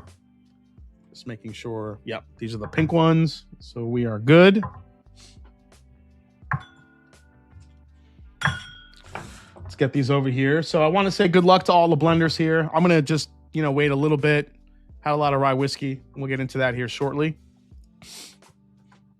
It's a heavy hitter round, man. Jason, you should do a modern all caps font for Drum Key. Yeah. Yeah, I see what you're saying there. Poor Wise Guy Stu, he runs into Darrell in the bracket every year. I know, he does. This sounds like a heavy hitter. Good luck to everybody. I feel like there was something else I need to talk to you guys about. I'm trying to remember. So I'm working on a video for a bunch of all the new releases coming out here in 2026. That should be fun. As far as other content, I'm doing a couple different short videos. What else? I'm trying to be as consistent as I can. Should see a video tomorrow, a short video, I think. So yeah, just a bunch of other stuff coming out. As far as picks go, Master Journey Whiskey Club. If you guys are watching, any patrons, the Driftless Glen picks that we did are releasing next week, not this week. Going to give you guys a little bit of a break. Plus, we need to get our new email system in check, so we'll get that done. We'll probably do a little bit of a, I guess, kind of a test run this weekend. We'll see how that goes, and then next week, we'll release the Driftless Glen. So, guys, get a little bit of a break after we released, 3 weeks of barrel picks. Any updates on the increasing number of legendary drummer spots? Says Benji. Yes, we'll talk about that a little bit later offline. What's one bottle you are looking to acquire in 2026? The 16-year gold foil? Yeah, that's probably number 1 on my list, Ken Davis. Probably number 1 is the cheesy gold foil or the new gold foil from Wild Turkey. I mean, you can't blame me. I'm a turkey head. I love that. What else? What else did I look through that I wanted to bring that I was really interested in? Let's see here. I have some of them here. that I was looking at. I mean, I got to get my hands on the Traveler Full Proof. I mean, we all need that in our lives, right? Why? Nobody needs that shit. I honestly would like to try the small batch King of Kentucky, but I know that's going to be really expensive, really hard to get. Not really sure what that's going to look like, but you know, that'd be an interesting one to try. Remember, Old Forester's coming out with that. I think it's called the Tribute Edition or Legacy Edition, something like that. It looks like it's going to be on the old school birthday bourbon bottle.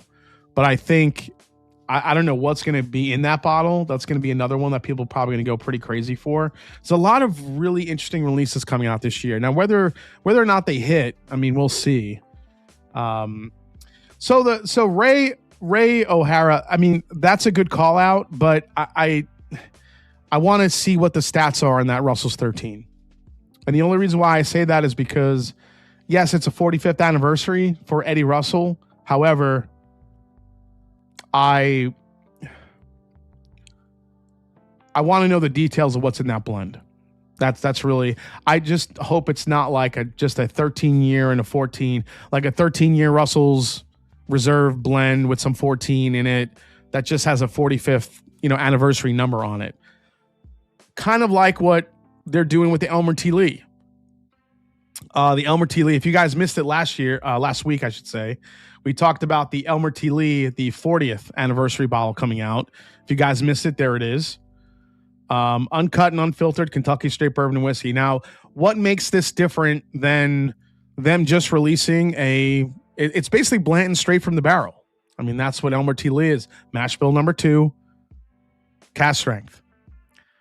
If you read the back of the label, hand selected from Buffalo Trace's finest barrels. So now we're looking at specially selected barrels of this high proof mash bill 2 to go into that Elmer T. Lee blend. If that's the case, I'd be interested to try that. I'll probably pay the stupid money to get a bottle to review it. So look for that in the future as we get closer. I probably will spend the stupid money to try to get that bottle, unfortunately, but it is what it is. But yeah, if this 45th anniversary just has a regular label on it and doesn't have anything special with the barrels, I might be a little bit disappointed. I'm looking forward to this. I'll tell you that. I talked this up into existence. On this live stream, every Wednesday for years, I've been saying, bring back Knob Creek Cask Strength 12 year. And it's coming back in 2026. Also, these will be popping up in 2026. Old Grandad single barrel 114 proofs. Now, we probably won't see these till like the fall time, but they're coming. So, and I'm excited to try that too. There's a lot of great releases coming out here in 2026. So we'll see what happens.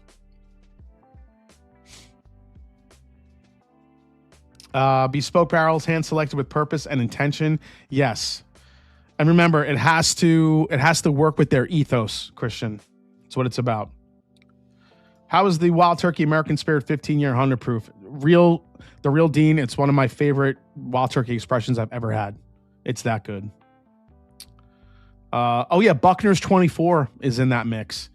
24 years. I'm wondering what that is. I'm wondering if it's the Barton stuff. I guess we'll see. All right, I'm going to mix these around. Here are our competitors, guys. Let's get into Blendageddon here, 2026. Bracket number 4. Heavy hitters going in tonight.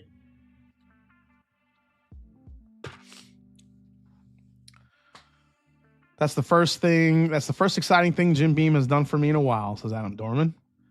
I think it's going to be a great year for American whiskey. Yes, don't sleep on the ethos. I'm the only guy more pumped for the OGD than the Nut Creek. Buckner's 24 was just a label approval. They don't actually have a 24 year. Oh, okay. So maybe they don't have a 24 year. We'll see. Did you ever try the Blade and Bow 30? Yes. And it's a bottle I'm still trying to acquire. Let me just say that. That's how much I loved it. So, all right, here we go, guys. Blendageddon time. Good luck to all of our Blendageddoners. This is going to be a tough one tonight.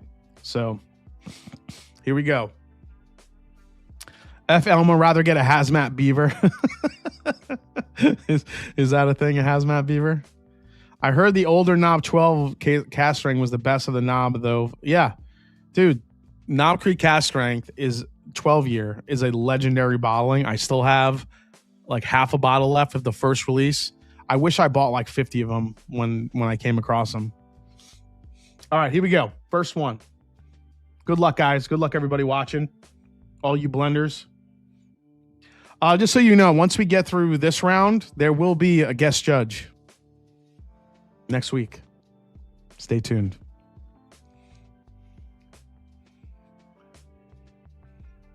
What whiskey was Blade and Blow 30? Blade and Blow 30. It's Old Stitzel Weller. It's really good stuff. Well, that's right. We have the radio voice here. The Master Drum 99.9. The drink. Called 99.9 The Drink. Welcome in, guys. Tonight we're doing some Blendageddon. Hopefully these blends aren't shitty. All right, first blend.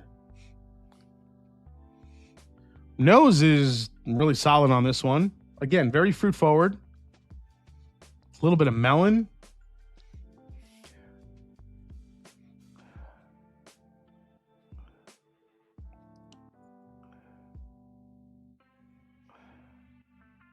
Strawberry.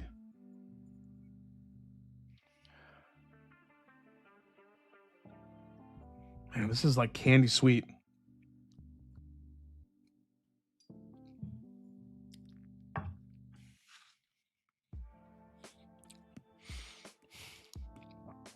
Holy shit. The first one is a beast.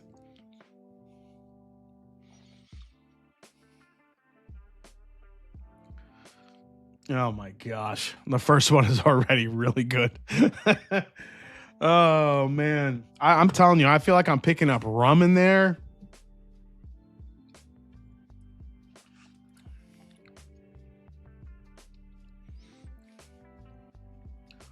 It's like fruity infused maple syrup. Oh my gosh. Dude, that's crazy. The first one's nuts. 99.9 The Drink plays nothing but smooth jazz. Is it whiskey in the jar? And yeah, whiskey in the jar. Oh, that's a fun reboot from Metallica. All Kenny G all the time. Yep, just pure alto sax all day long. What rhymes with Blendageddon? Are you setting me up for a joke, or are you truly asking me? Armageddon?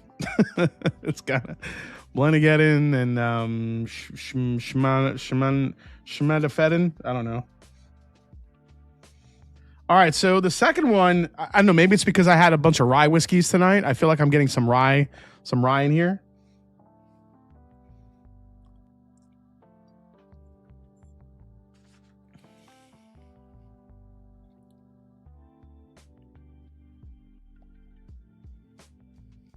Shotgun Wedding.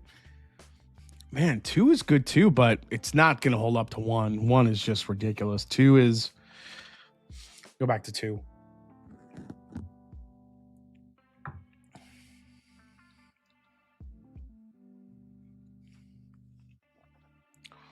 Two is toffee caramel butterscotch all day long, and it's delicious. Sweet, a little bit of a finish. The finish unfortunately drops off a little bit. It doesn't last as much as the first one. But man, that is delicious goodness right there. In another bracket, that second one might have done some. Oh, okay. Hold the phone. Number 3. What are you guys doing to me here? Oh my gosh, this smells like.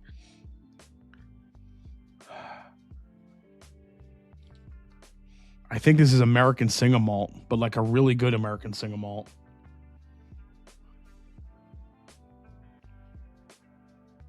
$95.5, the RNS, the Rise and Spice. The Runs? Is that like the Runs? Number 3 has entered the chat. Yes, it has. Number 3 said, number 1, hold my beer.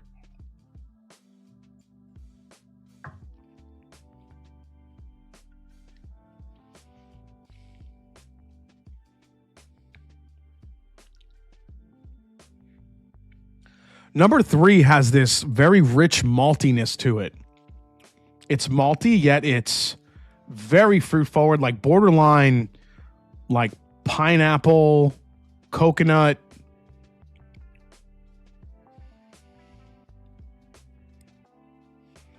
Cinnamon. Wow. What the hell is that?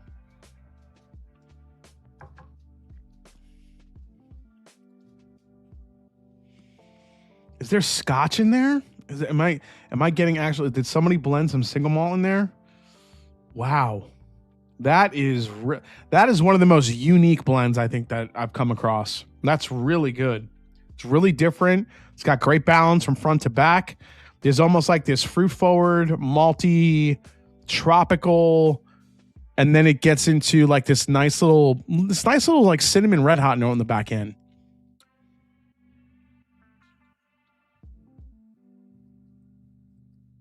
Wow.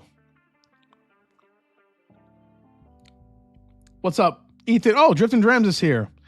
It's cute that you entered, Stu, but Darrell is going to wipe the floor with you. Oh, damn. We got trash talk already. Okay. 4. 4 smells old. 4 smells like there's some old shit in here. I smell oak, leather. Oh, somebody put some old shit in here.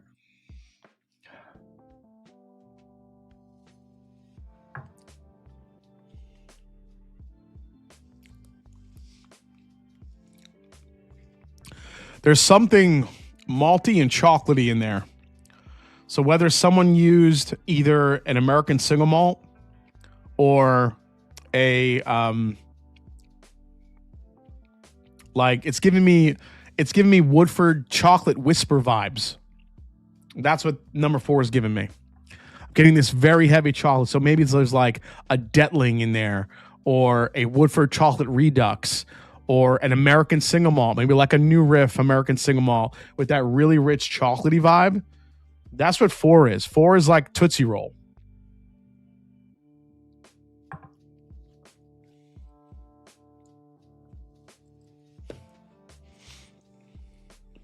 So far, these are all completely different, which is awesome when you're going through a blind.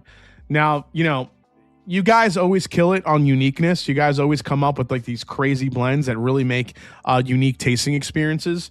But really, when you're trying to discern the different flavors between all different ports here, it really comes down to the nuance. It comes down to how the blend is integrated from front to back, the finish on it, the mouth coating, all of it. It's all those little things. You guys always nail uniqueness. That's not the problem. The problem is the little things in the blend, and hopefully it doesn't taste like cardboard like Big Vic's.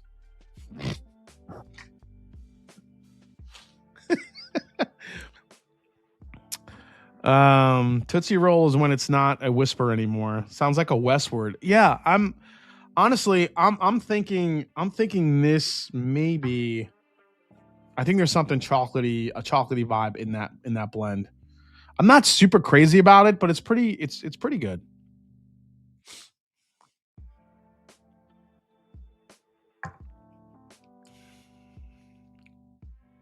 Yeah, it like wants to go coffee bean, but it doesn't quite get there.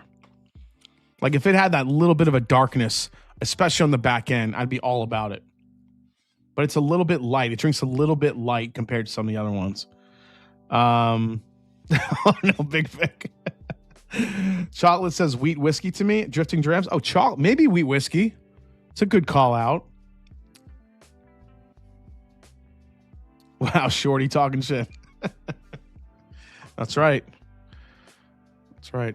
I'll fit right in that little cardboard box you got. Making whiskey there, Big Vic. All right, last one here. Let's go.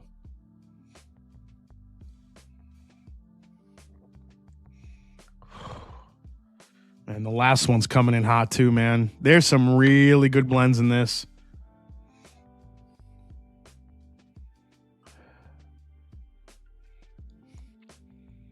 This one might have the best nose. The nose in this is incredible. I mean, you're talking, oh my gosh. Like, am I smelling tequila in this? Did somebody put tequila in a blend? I feel like I'm getting pure just cane sugar. I feel like I'm pulling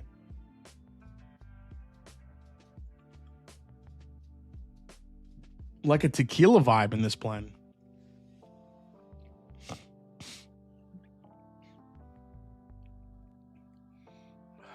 These are so interesting. This one, I mean, am I pulling agave out of this? I feel like I am.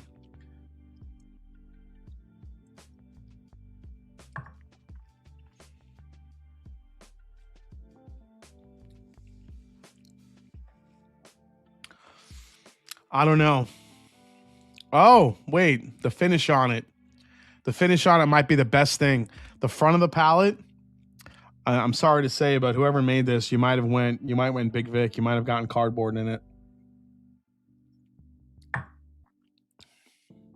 Yep. It's got that bitter cardboardy note in it. Nope. The finish is great, but the mid palate, it's got that weird flavor to it. Nope. Can't do it. Sorry. I don't know whose this is. I'll try one more sip. Yep, it's got it. I need water.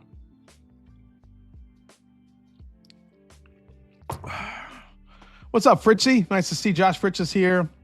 Still have 324 people watching. It's not, yeah, it's a little drying, but there's definitely a bitter. Again, I don't know what causes it, but it's just something that happens with blends sometimes where you get this weird note that, I don't know, it just comes off very bitter. It's the, I hate to say this, it's kind of the Jep the Creed effect. I think the first time I ever tasted it was when I tasted Jep the Creed for the first time. It was like that musty, almost like basement-esque type of note that I find in whiskey. Now, some people really like that note. They like that dirty floor, funky type of note. I think I feel like I like that to a certain extent. It like if it tastes like silly putty or it has like that funky, almost silly putty, clay note that sometimes comes up in whiskeys, especially older ones and even Dusties. You could pick that up sometimes. I can almost handle that. But when the palate turns into this bitter taste that I pick up that I recognize from like this earthy tone that I get in Jep the Creed, when that pops up in the blend and it's in the mid palate, it just kills it for me. And unfortunately, that's what 5 is giving me. So 5 is going to be out for me. I just don't like that one. What's up, Randall? Bless ups, man. Let's see. Okay. So we have these 4. This is the chocolatey one, right? 5 is going to be out for me. 4 is the Tootsie Roll one. And I don't think this one's going to stand up, unfortunately.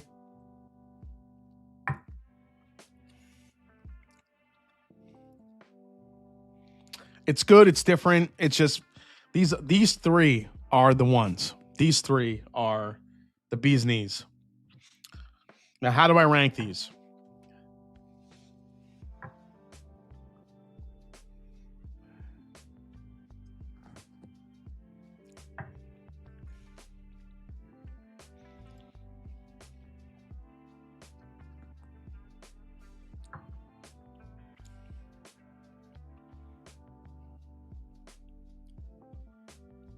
Hey, what's up, Matt Carter? Matt Carter's in the house from Old Glory. Nice to see you, Matt. What's going on, buddy? Matt, I cannot wait to get there in a couple weeks. Hang out with you guys. Have some good food, some good whiskey.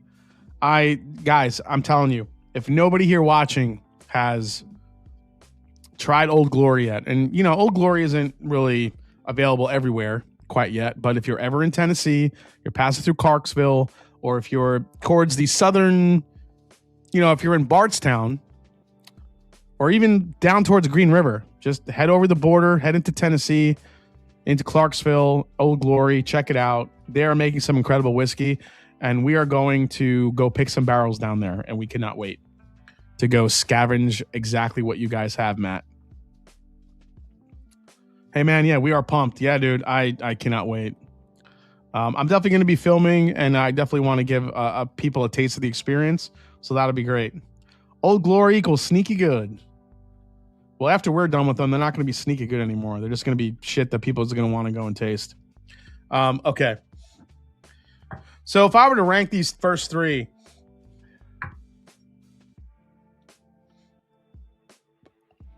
the third one is my favorite nose.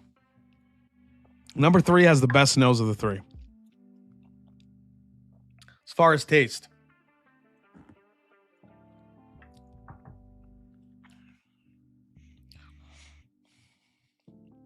I don't know. I'm interested in like these weird ryes that Old Glory says they have. I don't know if they're available for picks, but I just want to taste them.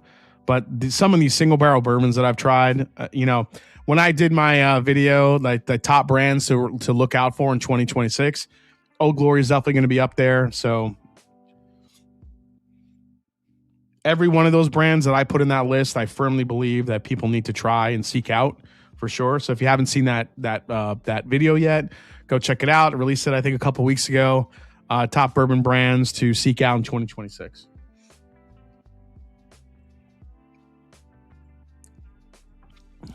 Old Glory, baby.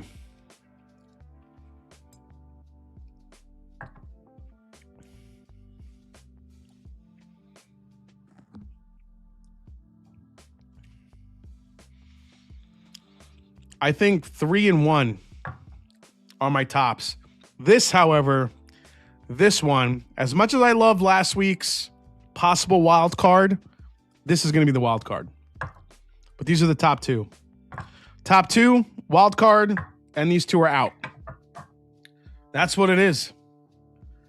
I mean, you had 3 really good top tier blends here, and then these 2, unfortunately, just are kind of on the outs. So we'll see. Does Old Glory ship to Ohio? I don't know. I'm not sure. Oh, Caleb, we do ship to Ohio, says Mike Carter. There you go.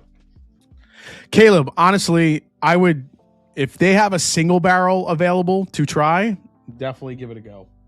All right, guys. Wait, let me get the reveals. Hold on.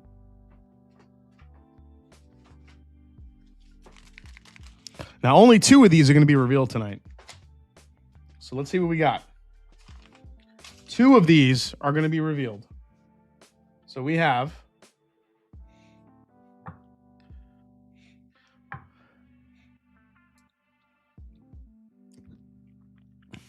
so this was like the smoky chocolatey one that got a little bit funky. This is letter C. Letter C belongs to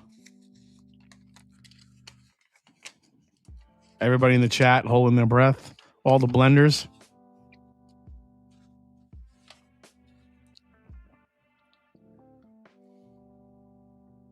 So let me tell you about, this really difficult time in my life when I was, I'm only kidding.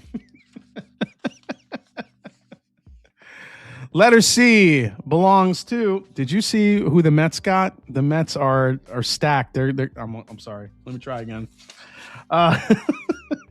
Letter C belongs to, unfortunately, Stu Z with the International Peace Treaty. So, letter C.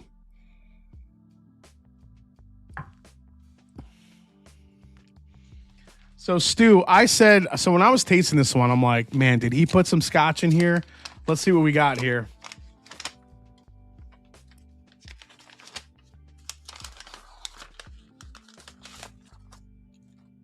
So Stu's Franken Blend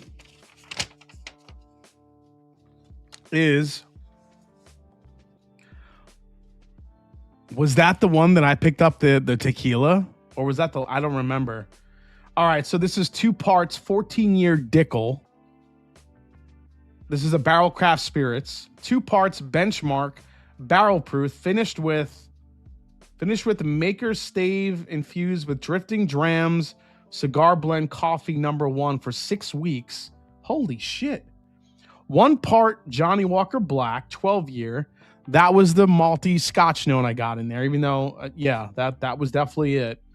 1 part Jameson triple distilled. 1 part Garrison Brothers Guadalupe. And a splash of Don Julio Reposado. Dude.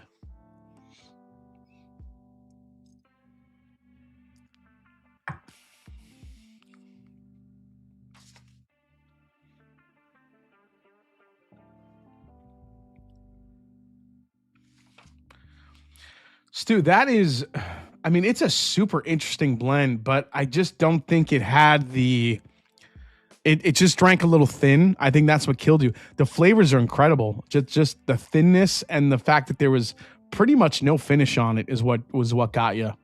That's a wild, yeah, that is the definition of a Franken blend for sure. It came in at 108 proof, so a little bit lower proof.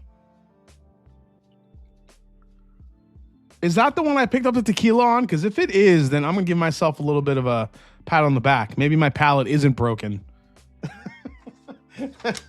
Holy shit. Okay. Wow.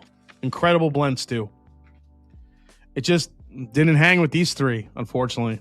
That's crazy, dude. Very imaginative. Just cancel my drifting dram sud. Had to be all Ethan.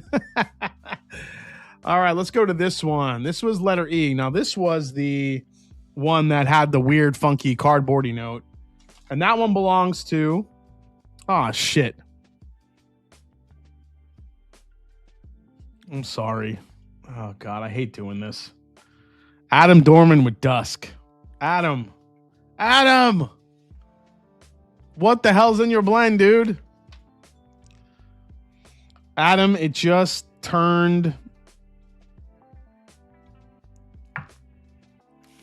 Adam, something turned in your blend, dude. I'm sorry. Probably just from sitting, it's something turned in it. Let's find out what was in Adam's. Sorry, Adam. What's the word? What's the best pour of the night? Just logged on. I've been drinking some Rise. Well, Jack Daniels won the blind tasting. So Jack Daniels single barrel proof is still king of the shelf for barrel proof Rise. Let me see what's in this. Let's see what's in this blend. So Dusk, 4 parts Elijah Craig barrel proof A125, 2 parts Cedar Ridge quintessential Bravado Master Journey pick. That is a American single malt. 1 part Starlight Sherry Finished Bourbon She's My Sherry Pie, another Master Journey pick. 1 part English Harbor Sherry Cask. 1 part Le Cantante Armagnac Aficionados Group. This blend was then finished for 2 weeks in a 1-liter barrel, which previously held Plantation Oh Fuck That's Delicious rum. 112.8 proof.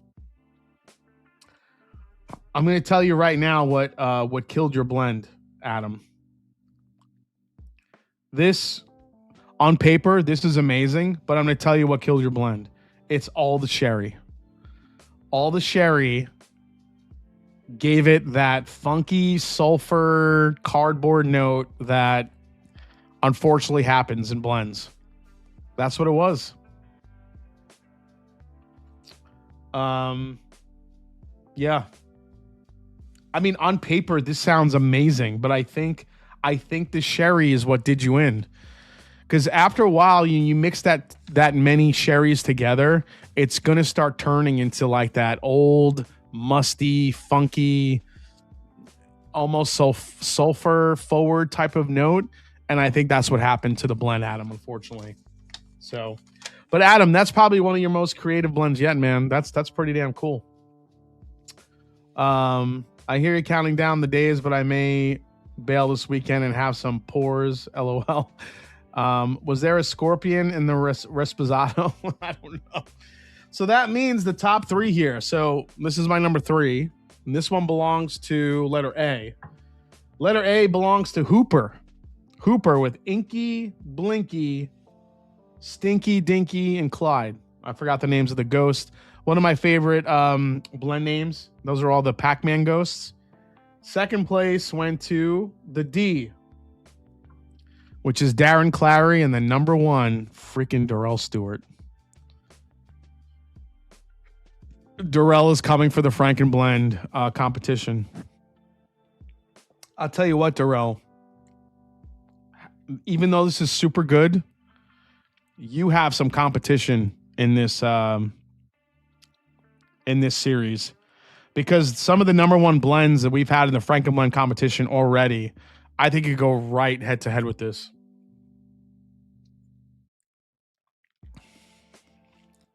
And while this is good, I have to reference Prescription Bourbon's Tourette's blend, and I have to reference Jeffrey Wax blend. Those 2 blends to me stick out. But Darren Clary, dude, he made a hell of a blend too. Dude, is this the letter D? It is. Darren Clary made a killer blend. I think there's definitely some American single malt in that. I'm not going to say anything yet. We're not going to reveal the blends yet. But congrats to Darrell Stewart, Darren Clary, and Hooper going through a wild card here on the Blendageddon. That means the brackets are set. We can get to the semifinals starting next week. It's gonna be a wild ride. Congrats to everybody. Wise Guy says mine beat Jeffrey Wax in my blind. Well, I mean, Stu, if you're gonna do a blind on your own, you're gonna pick your own damn blend.